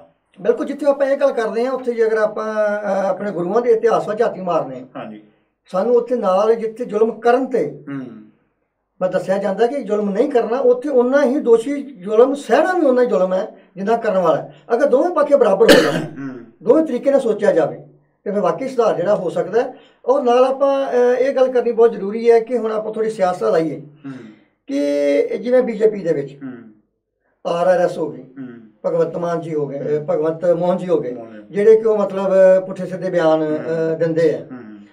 ਮਾਫ ਕਰਨਾ ਕਿ ਸਾਡੇ ਕਈ ਸਿੱਖ ਵੀ ਐਸੇ ਹੈਗੇ ਨੇ, ਕੱਟੜ, ਸਾਰੇ ਧਰਮਾਂ 'ਚ ਗੱਲ, ਸਾਰੇ ਧਰਮਾਂ ਚੰਗੇ ਮਾੜੇ ਬੰਦੇ ਹੋਇਆ ਕਰਦੇ ਨੇ, ਕਿ ਇਹਨਾਂ ਨੂੰ ਦਿੱਲੀ ਦੀ ਸਿਆਸਤ ਵੱਲੋਂ ਵੇਖ ਕੇ ਇਹ ਗੱਲਾਂ ਤੋਂ ਬਾਜ ਆ ਕੇ ਥੋੜ੍ਹਾ ਧਰਮ ਦੇ ਨਾਂ ਤੋਂ ਉੱਪਰ ਉੱਠ ਕੇ, ਇਸ ਗੱਲ ਵਿੱਚ ਕੋਈ ਸ਼ੱਕ ਨਹੀਂ ਕਿ ਜਦੋਂ ਆਪਾਂ ਦੇਸ਼ ਹੀ ਨਹੀਂ ਪੂਰੀ ਦੁਨੀਆ ਦੇ ਨਕਸ਼ੇ ਵੱਲ ਨਿਗਾਹ ਮਾਰਦੇ ਹਾਂ, ਆਪਾਂ ਵੇਖਦੇ ਹਾਂ ਕਿ ਜਿਹੜੀ ਜਗ੍ਹਾ 'ਤੇ ਧਰਮ ਸਟਰੋਂਗ ਹੈ ਉਸੇ ਮੁਲਕ ਦੇ ਵਿੱਚ ਕ੍ਰਾਈਮ ਜ਼ਿਆਦਾ ਹੈ, ਕੋਈ ਦੋ ਰਹਿਮਾ ਨਹੀਂ ਹੈ। ਕਿ ਸਾਨੂੰ ਇਹਨਾਂ ਚੀਜ਼ਾਂ ਤੋਂ ਸਿੱਖ ਕੇ ਨਾ ਲੈਣ ਦੀ ਜ਼ਰੂਰਤ ਨਹੀਂ, ਕਿ ਆਪਾਂ ਸਭ ਜਾਣਦੇ ਹਾਂ ਕਿੱਥੇ ਕੀ ਕੁਛ ਹੋ ਰਿਹਾ। ਔਰ ਜਿਹੜੀ ਆਮ ਨਾਗਰਿਕ ਹੈ ਉੱਥੇ ਦਾ, ਉਹ ਉਸ ਜਦੋਜਹਿਦ ਵਿੱਚ ਪਿਸ ਰਿਹਾ, ਮਰ ਰਿਹਾ।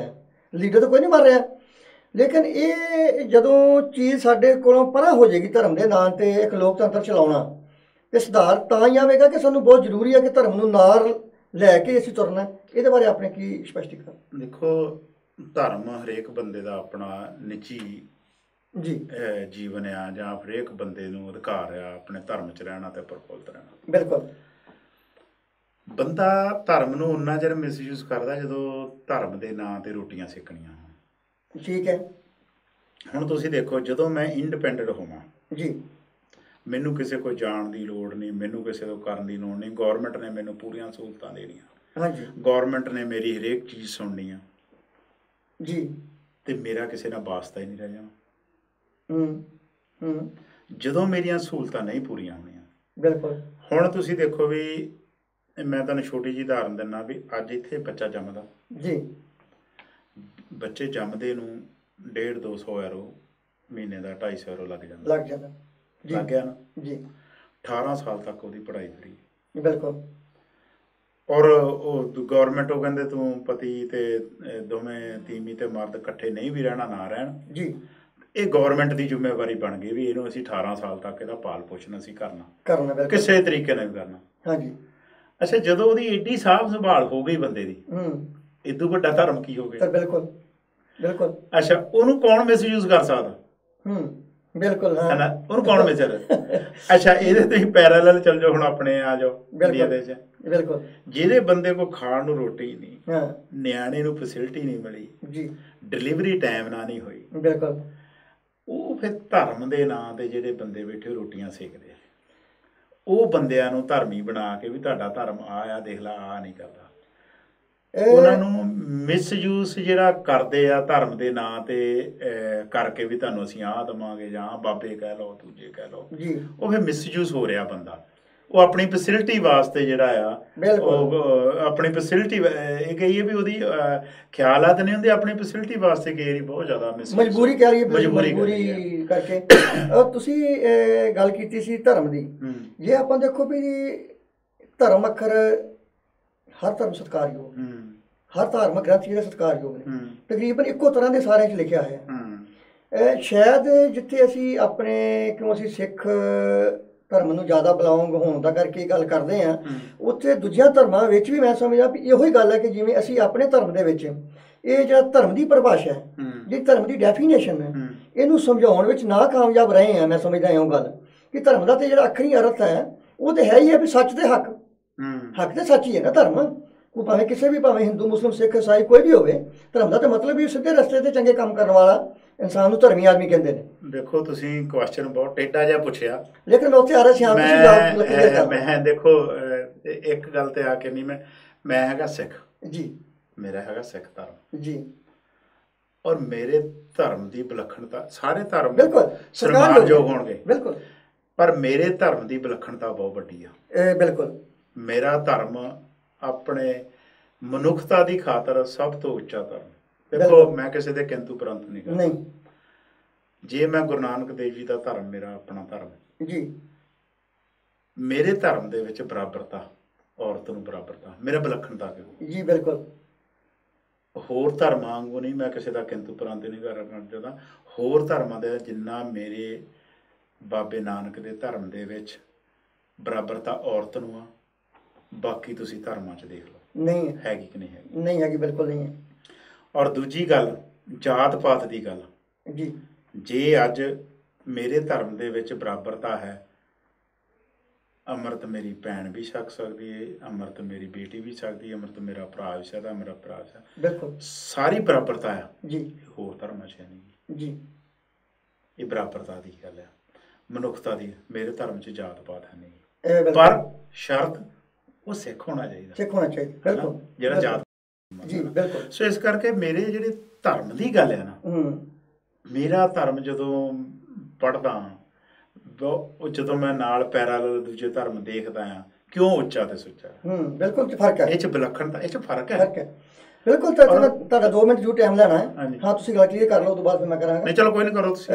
ਉਹ ਇਹ ਕਿ ਜਿਵੇਂ ਤੁਸੀਂ ਗੱਲ ਕੀਤੀ ਹੈ ਨਾ, ਇਹ ਬਿਲਕੁਲ ਵਿਲੱਖਣਤਾ ਹੈ। ਜਿਹੜੀ ਗੱਲ ਮੈਂ ਵੀ ਆਪ ਨੂੰ ਸਮਝਾਉਣੀ ਚਾਹੁੰਦਾ ਸੀ ਕਿ ਉਹ ਮਤਲਬ ਕੀ ਕਾਰਨ ਹੈ ਕਿ ਅਸੀਂ ਇਸ ਧਰਮ ਦੀ ਜਿਹੜੀ ਡੈਫੀਨੇਸ਼ਨ ਹੈ, ਇਹਨੂੰ ਆਮ ਜਿਹੜੀ ਸਾਡੀ ਜਨਤਾ ਕਹਿ ਲਈਏ ਜਾਂ ਸੰਗਤ ਕਹਿ ਲਈਏ, ਇਹਨੂੰ ਕਿਉਂ ਨਹੀਂ ਆਪਾਂ ਪ੍ਰਚਾਰ ਸਕੇ, ਜਾਂ ਕਿਤੇ ਨਾ ਕਿਤੇ ਨਾ ਕਾਮਯਾਬ ਆਪਾਂ ਇਹ 'ਚ ਹੋਏ ਹਾਂ। ਕਿ ਐਸੇ ਸ਼ਹਿਰ ਦੀ ਗੱਲ ਹੈ ਜਿੱਥੇ ਆਪਾਂ ਬੈਠੇ ਹਾਂ, ਇੱਥੇ ਤੁਹਾਨੂੰ ਵੀ ਪਤਾ ਕਿ ਉਹ ਜਿਹੜੇ ਕੈਥੋਲਿਕ ਵਾਲੇ ਨੇ, ਉਹ ਘਰੋਂ ਘਰੀ ਜਾ ਕੇ ਤਾਂ ਆਪਣਾ ਲਿਟਰੇਚਰ ਵੰਡਦੇ ਨੇ। ਮੇਰੇ ਕੋਲ ਵੀ ਮੇਰੇ ਆਪਣੇ ਖੁਦ ਦੀ ਮਿਸਾਲ ਹੈ। 2-4 ਵਾਰ ਉਹ 2 ਲੜਕੀਆਂ, ਇੱਕ ਲੜਕਾ ਨਾਲ, ਉਹਨਾਂ ਦੇ ਉਹ 2-4 ਵਾਰ ਆਏ ਤੇ ਮੈਨੂੰ ਉਹਨਾਂ ਨੇ ਕਿਤਾਬ ਤੂ ਦੇਣ ਦੀ ਕੋਸ਼ਿਸ਼ ਕੀਤੀ, ਲੇਕਿਨ ਮੈਂ ਉਹਨਾਂ ਨੂੰ ਕਿਹਾ ਵੀ ਮੈਂ ਇੱਕ ਧਰਮ ਬਾਰੇ ਜਾਣਦਾ। ਐਨੀਵੇ ਉਹਨਾਂ ਨੇ ਮਤਲਬ ਇੱਕ ਵਾਰ, ਦੂਜੀ ਵਾਰੀ, ਤੀਜੀ ਵਾਰੀ ਮੈਂ ਕਿਹਾ ਵੀ ਇੰਨੇ ਸਤਿਕਾਰ ਨਾਲ ਆਉਂਦੇ ਨੇ, ਸ਼ਾਇਦ ਇਹਨਾਂ ਕੋਲ ਲਿਟਰੇਚਰ ਲੈ ਲੈਣਾ ਚਾਹੀਦਾ, ਜਦੋਂ ਟਾਈਮ ਹੋਗਾ ਪੜ੍ਹ ਕੇ ਵੇਖ ਵੀ ਲੈਣਾ ਚਾਹੀਦਾ, ਵਿੱਚ 2 ਰਹਿਵਾਂ ਨਹੀਂ। ਮੈਂ ਇਹਨਾਂ ਕੋਲ ਲਿਟਰੇਚਰ ਆ। ਖੈਰ, ਉਹ ਲਿਟਰੇਚਰ ਲਿਖਣ ਤੋਂ ਬਾਅਦ ਮੈਨੂੰ ਉਹਨਾਂ ਨੇ 2-4 ਵਾਰੀ ਫੋਨ ਕਰ ਵੀ ਤੁਸੀਂ ਸਾਡੇ ਚਰਚ ਵਿੱਚ ਆਓ, ਤੇ ਇਹ ਹੈ ਉਹ ਹੈ, ਅਸੀਂ ਧਰਨਾ ਜਿਹੜੇ ਦੂਜੇ ਨੇ ਉਹ ਵੀ ਮਿਲਾਉਣੇ ਨੇ ਸਾਥੀ। ਇੱਕ ਦਿਨ ਮੇਰੇ ਮਨ ਨੇ ਇਸ਼ਾਰਾ ਕੀਤਾ ਕਿ ਵਾਕਈ ਜਾਣਾ ਚਾਹੀਦਾ, ਜਾ ਕੇ ਪਤਾ ਕਰਨਾ ਚਾਹੀਦਾ ਵਾਕਿਆ ਕੀ ਗੱਲ ਕੀ ਹੈ। ਲੋ ਅਟਵਾਲ ਜੀ, ਜਦੋਂ ਮੈਂ ਉਹਨਾਂ ਕੋਲ ਗਿਆ ਤਾਂ ਉੱਥੇ ਜਾ ਕੇ ਤੇ ਉਹ 20-25 ਜਿਹੜੇ ਸੀ ਉਹ ਕੁੜੀਆਂ ਮੁੰਡੇ ਸਾਰੇ ਇਕੱਠੇ ਹੋਏ ਸੀਗੇ। ਉਹਨਾਂ ਨੇ ਹਰ ਇੱਕ ਨੇ ਆਪੋ ਆਪਣਾ 2-2, 4-4 ਮਿੰਟ ਜਿਸ ਹਿਸਾਬ ਨਾਲ ਉਹਨਾਂ ਨੇ ਮਤਲਬ ਆਪਣਾ ਭਾਸ਼ਣ ਦੇਣਾ ਸੀ, ਉਹਨਾਂ ਨੇ ਭਾਸ਼ਣ ਦਿੱਤਾ। ਸ਼ਾਇਦ ਉਹਨਾਂ ਨੇ ਇਹ ਸੋਚਿਆ ਹੋਏਗਾ ਵੀ ਇਹ ਜਿਹੜਾ ਸਿੱਖ ਹੈ ਜਾਂ ਇਹ ਜਿਹੜੇ ਇੰਡੀਅਨ ਹੈ, ਇਹ ਸਾਡੇ ਧਰਮ ਵਿੱਚ ਪ੍ਰਵੇਸ਼ ਹੋ ਰਿਹਾ, ਜਾਂ ਇਹਨੂੰ ਕੋਈ ਚੰਗੀ ਗੱਲ ਲੱਗੀ ਹੈ। ਜਦੋਂ ਉਹਨਾਂ ਨੇ ਮਤਲਬ ਸਾਰੀਆਂ ਗੱਲਾਂ ਉਹਨਾਂ ਨੇ ਕੀਤੀਆਂ ਕਿ ਜੋ ਰੈੱਡ ਕਰਾਸ ਦਾ ਸਿਸਟਮ ਹੈ, ਜੋ ਇੱਥੇ ਮਤਲਬ ਦੂਸਰੇ ਸਿਸਟਮ ਨੇ, ਜਾਂ ਇੱਥੇ ਜਿਹੜੀ ਲੋਕਤੰਤਰ ਦੀ ਪਰਿਭਾਸ਼ਾ ਹੈ, ਜਾਂ ਜੋ ਅਸੀਂ ਦਾਨ ਇੱਕ ਹਿਸਾਬ ਨਾਲ ਪਾਉਂਦੇ ਹਾਂ, ਜੋ ਕੰਮ ਕਰ ਰਹੇ ਆਪਣੇ ਧਰਮ ਵਾਸਤੇ, ਉਹਨਾਂ ਨੇ ਸਾਰੀ ਗੱਲਬਾਤ ਜਦੋਂ ਕੀਤੀ, ਬਾਅਦ ਜਦੋਂ ਅਖੀਰ ਵਿੱਚ ਮੈਨੂੰ ਕਿਹਾ ਗਿਆ ਕਿ ਤੁਸੀਂ ਕੁਝ ਬੋਲਣਾ ਚਾਹੋਗੇ, ਮੈਂ ਕਿਹਾ ਜ਼ਰੂਰ, ਕਿਉਂ ਨਹੀਂ। ਜਦੋਂ ਉਹਨਾਂ ਨੂੰ ਮੈਂ ਇਹ ਡੈਫੀਨੇਸ਼ਨ ਦੱਸੀ ਕਿ ਸਾਡਾ ਧਰਮ ਇੱਥੋਂ ਸ਼ੁਰੂ ਹੋਇਆ, ਮਤਲਬ 1469 ਤੋਂ ਲੈ ਕੇ ਤੇ ਆਹ ਕੰਮ ਨੇ ਤੇ ਆਹ ਗੱਲਬਾਤ ਹੈ, ਕਿ ਜਿਹੜੇ ਤੁਸੀਂ ਲੋਕਤੰਤਰ ਦੀ ਗੱਲ ਕਰਦੇ ਆ, ਜਿਹੜੇ ਤੁਸੀਂ ਰੈੱਡ ਕਰਾਸ ਦੀ ਗੱਲ ਕਰਦੇ ਆ, ਇਹ ਤਾਂ ਭਾਈ ਕਨ੍ਹਈਆ ਜੀ ਟਾਈਮ ਤੇ ਸੀ। ਬਿਲਕੁਲ ਡੇਟਾਂ ਤੁਸੀਂ ਜਿਹੜੀਆਂ ਨੇ ਬੇਸ਼ੱਕ ਮਿਲਾ ਕੇ ਦੇਖ ਲਓ, ਇਹ ਮਤਲਬ ਐਸੀ ਬਾਤ ਨਹੀਂ ਹੈ। ਬੇਸ਼ੱਕ ਕਿ ਅੱਜ ਤੁਹਾਨੂੰ ਇੰਟਰਨੈਟ ਦੇ ਵਿੱਚ ਖੋਲ ਕੇ ਦੇਖੋ, ਹਰ ਚੀਜ਼ ਮੌਜੂਦ ਮਿਲੇਗੀ। ਇਹ ਤੁਸੀਂ ਹੁੰਦੀਆਂ ਗੱਲਾਂ ਕਰ ਰਹੇ ਆ, ਇਹ ਇੰਨੀ ਪੁਰਾਣੀ ਹੈ ਤੇ ਸਾਡੇ ਧਰਮ ਨੇ ਇਹ ਚਲਾਈ ਸੀਗੀ। ਜੇ ਗੱਲ ਕਰ ਲਓ ਤੁਸੀਂ ਲੋਕਤੰਤਰ ਦੀ, ਤੇ ਬੰਦੇ ਬਹਾਦਰ ਦੀਆਂ ਮੈਂ ਮਿਸਾਲਾਂ ਦੇਖ ਕੇ ਵਾਕਿਆ ਉਹਨੂੰ ਡੇਟਾਂ ਦੇ ਹਿਸਾਬ ਨਾਲ ਦੱਸਿਆ ਵੀ ਇਹ ਗੱਲ ਦੇਖੋ। ਜਦੋਂ ਇਹ ਸਾਰੀਆਂ 5-4 ਚੀਜ਼ਾਂ ਉਹਨਾਂ ਦੇ ਸਾਹਮਣੇ ਲਿਆਂਦੀਆਂ ਗਈਆਂ, ਵਾਕਈ ਉਹ ਚੀਜ਼ ਨੂੰ ਐਕਸੈਪਟ ਹੋਏ ਵੀ ਸਾਨੂੰ ਤੇ ਇਸ ਗੱਲ ਦਾ ਪਤਾ ਹੀ ਨਹੀਂ ਕਿ ਇਹ ਚੀਜ਼ ਹੈ। ਔਰ ਉਸ ਤੋਂ ਬਾਅਦ ਉਹਨਾਂ 3-4 ਮੁੰਡਿਆਂ ਦੇ ਮੈਨੂੰ ਦੁਬਾਰਾ ਫੋਨ ਆਇਆ ਕਿ ਵਾਕਈ ਜਿਹੜਾ ਤੁਹਾਡਾ ਧਰਮ ਹੈ ਇੱਕ ਵੱਖਰੀ ਚੀਜ਼ ਹੈ, ਇਹਦੇ ਵਿੱਚ ਕੋਈ ਇੱਕ ਵੱਖਰੇ ਇਕੱਲਿਆਂ ਦੀ ਗੱਲ ਹੀ ਨਹੀਂ ਹੈ, ਇੱਥੇ ਸਰਬ ਸਾਂਝੀਵਾਲਤਾ ਦੀ ਗੱਲ ਹੈ, ਇੱਥੇ ਪੂਰੀ ਮਨੁੱਖਤਾ ਦੀ ਗੱਲ ਹੈ। ਸਾਡੇ ਧਰਮ ਬੜੇ ਪ੍ਰਭਾਵਿਤ ਹੋਏ। ਨਹੀਂ, ਇਹ ਜਿਹੜੀ ਗੱਲ ਕਰਦੇ ਤੁਹਾਡੇ ਵਿੱਚ ਗੱਲ ਟੋਕਦਾ, ਮੇਰੇ ਕੋਲ ਵੀ ਆਏ ਘਰ ਸਾਡੇ ਇੱਦਾਂ ਠੀਕ ਹੈ ਡਿਸਕਸ਼ਨ ਹੋਈ, ਇੱਦਾਂ ਬਾਹਰ ਸਾਲਾ ਦਿਨ ਚੱਲ ਗਿਆ ਜੀ, ਉਹ ਅੱਗੇ ਕਰਦੇ ਹੱਸਦੇ ਵੀ ਤੂੰ ਮੁੜਨਾ ਨਹੀਂ, ਮੁੜ ਕੇ ਗੱਲੀ ਪੈ ਜਾਣਾ। ਠੀਕ ਹੈ, ਗੱਲਾਂ ਚੱਲ ਪਈਆਂ ਕੁਦਰਤ। ਮੈਂ ਕਿਹਾ ਧਰਮ ਕੀ ਕਹਿੰਦਾ ਕੁਦਰਤ? ਮੈਂ ਕਿਹਾ ਪਹਿਲੋਂ ਕੀ ਕੁਦਰਤ ਨੂੰ ਤੁਸੀਂ ਮੰਨਦੇ ਹੋ? ਬਿਲਕੁਲ। ਕਹਿੰਦੇ ਹਾਂ ਮੰਨਦੇ ਹਾਂ। ਮੈਂ ਕਿਹਾ ਪਰ ਤੁਸੀਂ ਕੁਦਰਤ 'ਚ ਨਹੀਂ ਰਹੇ। ਮੈਂ ਗੱਲ ਕਾਫੀ ਹੋਈਆਂ, ਮੈਂ ਯਾਨੀ ਕਿ ਮੇਨ ਤੇ ਹੋਣਾ ਜੀ। ਕਹਿੰਦੇ ਅਸੀਂ ਕਿੱਦਾਂ ਨਹੀਂ ਕੁਦਰਤ ਦੇ ਵਿੱਚ। ਹਾਂ, ਮੈਂ ਕਿਹਾ ਵੀ ਕੁਦਰਤ ਕਹਿੰਦੀ ਆ ਵੀ ਜੀਵ ਜਿੱਦਾਂ ਦਾ ਪੈਦਾ, ਕੁਦਰਤੀ ਉਹ ਚਿੜੀਆਂ ਸੀ, ਚਿੜੇ ਕਬੂਤਰ ਸੀ। ਮੈਂ ਕਿਹਾ ਦੇਖੋ ਕਦੋਂ ਦੇ ਜਾਨਵਰ ਪੈਦਾ ਹੋਏ ਆ, ਇਹ ਆਪਣੇ ਭੇਸ ਦੇ ਵਿੱਚ ਹੀ ਆ ਜੋ ਕੁਦਰਤ ਨੇ। ਮੈਂ ਕਿਹਾ ਜੇਗਾ ਕੋਈ ਛੇੜਛਾੜ ਨਹੀਂ। ਮੈਂ ਕਿਹਾ ਤੁਸੀਂ ਕਿਉਂ ਛੇੜਿਆ? ਇੱਕ ਤੀਵੀਂ, ਇੱਕ ਔਰਤ ਸੀ, ਇੱਕ ਮਰਦ ਸੀ। ਮੈਂ ਕਿਹਾ ਤੁਸੀਂ ਕੀ ਛੇੜਛਾੜ ਕੀਤੀ? ਮੈਂ ਕਿਹਾ ਮੈਂ ਛੇੜਛਾੜ ਨਹੀਂ ਕੀਤੀ। ਮੈਂ ਕਿਹਾ ਕੀਤੀ ਸੀ, ਪਰ ਮੈਂ ਸਮਝ ਗਿਆ ਵੀ ਕੁਦਰਤ ਕੀ ਆ। ਮੈਂ ਕਿਹਾ ਪਹਿਲਾ ਪਿਆਰ ਕੁਦਰਤ ਨਾਲ। ਮੈਂ ਕਿਹਾ ਜੇ ਤੁਸੀਂ ਕੁਦਰਤ ਨੂੰ, ਮੈਨੂੰ ਉਹਨਾਂ ਕੋਲ ਜਵਾਬ ਨਹੀਂ ਆਇਆ। ਮੈਂ ਕਿਹਾ ਤੁਸੀਂ ਹੁਣ ਦੋਵੇਂ ਦੂਰ ਮੇਰੇ ਤੋਂ 100 ਮੀਟਰ 200 ਤੇ ਖੜ ਜਾਓ ਤੇ ਮੈਂ ਕੀ ਕਰੂੰਗਾ, ਕਿਹੜਾ ਮੱਧ ਆ ਤੇ ਕਿਹੜਾ ਨਾਰਿਆ। ਬਿਲਕੁਲ।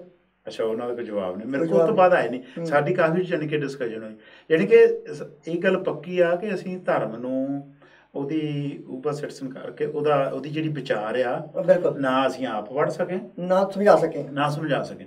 ਦੇਖੋ ਛੋਟੀ ਜੀ ਗੱਲ ਆ ਸਾਡੇ, ਚਲੋ ਹੁਣ ਆਪਣਾ ਟੌਪਿਕ ਮੇਰੇ ਖਿਆਲ ਬਾਹਰ ਨੂੰ ਚੱਲ ਗਿਆ ਤੇ ਆਪਾਂ ਆ ਜਾਂਦੇ। ਮੈਂ ਕਹਿਣਾ ਚਾਹੁੰਦਾ ਵੀ ਸਕੂਲੇ ਊੜਾ ਐੜਾ ਸਿੱਖਿਆ ਬੱਚਾ ਜੀ, ਇੰਜੀਨੀਅਰ ਬਣ ਗਿਆ, ਡਾਕਟਰ ਬਣ ਗਿਆ 12-13 ਸਾਲਾਂ 'ਚ। ਅਸੀਂ ਝਾਤ ਮਾਰੀਏ ਵੀ ਅਸੀਂ 12-13 ਸਾਲਾਂ ਵਿੱਚ ਧਰਮ ਬਾਰੇ ਪੜ੍ਹ ਕੇ ਕੀ ਕੀਤਾ? ਬਿਲਕੁਲ ਜੀ, ਅਸੀਂ ਕੁਛ ਨਹੀਂ ਕੀਤਾ। ਦੂਜੀ ਗੱਲ ਇਹ ਆ ਵੀ ਸਾਡੀ ਜਿਹੜੀ ਆ ਵਿਚਾਰ ਆ, ਹੁਣ ਇੱਕ ਬੱਚਾ ਪੜ੍ਹਦਾ, ਹੁਣ ਜੇ ਮੈਂ ਤੁਹਾਨੂੰ ਕੋਈ ਕੁਐਸਚਨ ਪੁੱਛ ਲਵਾਂ ਜਰਮਨ ਬਾਰੇ ਜਾਂ ਕਾਨੂੰਨ ਬਾਰੇ, ਤੁਸੀਂ ਕਹੋਗੇ ਵੀ ਮੈਨੂੰ ਤਾਂ ਪਤਾ ਨਹੀਂ, ਮੈਨੂੰ ਸੰਵਿਧਾਨ ਦੇਖ ਲੈਣ ਦੇ। ਤੇ ਸਾਡੀ ਅੱਜ ਡਿਸਕਸ਼ਨਾਂ ਜਿਹੜੀਆਂ ਧਰਮ ਬਾਰੇ ਚੱਲਦੀਆਂ ਬੇਬੁਨਿਆਦ ਚੱਲ ਰਹੀਆਂ। ਅਸੀਂ ਜੇ ਤੁਹਾਨੂੰ ਕੋਈ ਡਿਸੀਜਨ ਪਾਉਂਦੇ, ਇਹ ਨਹੀਂ ਕਹਿੰਦੇ ਅਸੀਂ ਸਾਹਿਬ ਸ਼੍ਰੀ ਗੁਰੂ ਗ੍ਰੰਥ ਸਾਹਿਬ ਨੂੰ ਪੁੱਛ ਲਈਏ ਜਾਂ ਕਿਸੇ ਧਾਰਮਿਕ ਗ੍ਰੰਥ ਨੂੰ ਪੜ੍ਹ ਕੇ ਉਹ 'ਚ ਜਵਾਬ ਮੈਂ ਤੈਨੂੰ ਦਿੰਦਾ।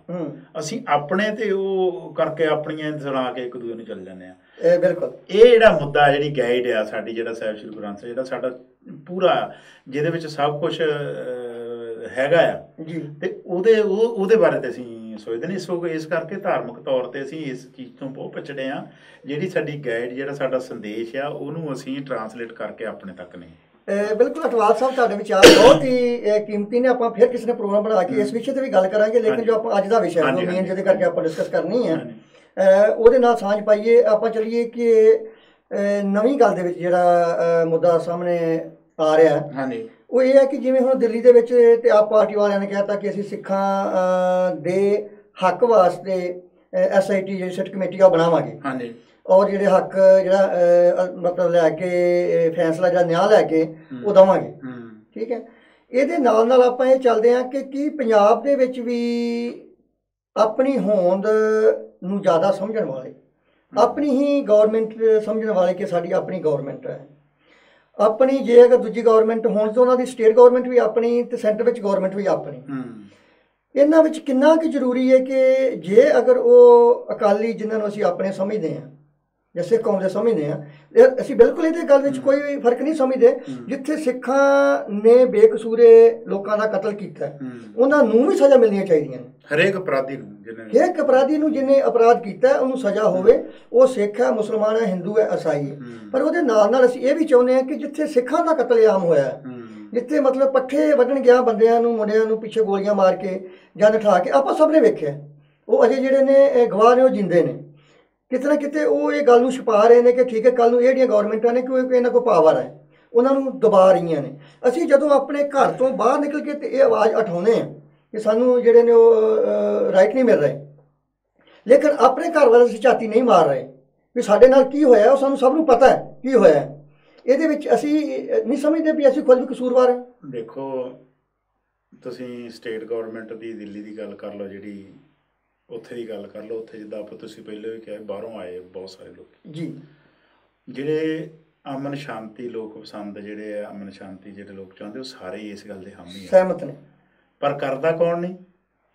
ਨਾ ਕਾਂਗਰਸ ਕਰਦੀ, ਨਾ ਬੀਜੇਪੀ ਕਰਦੀ, ਲੀਡਰਸ਼ਿਪ ਕਰਦੀ ਜੀ। ਦੇਖੋ ਇਹੀ ਤਰੀਕ ਆ ਜੀ ਪੰਜਾਬ ਦੇ ਵਿੱਚ ਜੀ, ਜਿਹਨਾਂ ਲੋਕਾਂ ਨੇ ਇਨਸਾਫ ਦੇਣਾ ਆ ਉਹ ਆਪ ਹੀ ਤਾਂ ਤਸ਼ੱਦਦ ਵਾਲੇ ਆ, ਤੇ ਇਨਸਾਫ ਕਿੱਥੋਂ ਮਿਲੂਗਾ?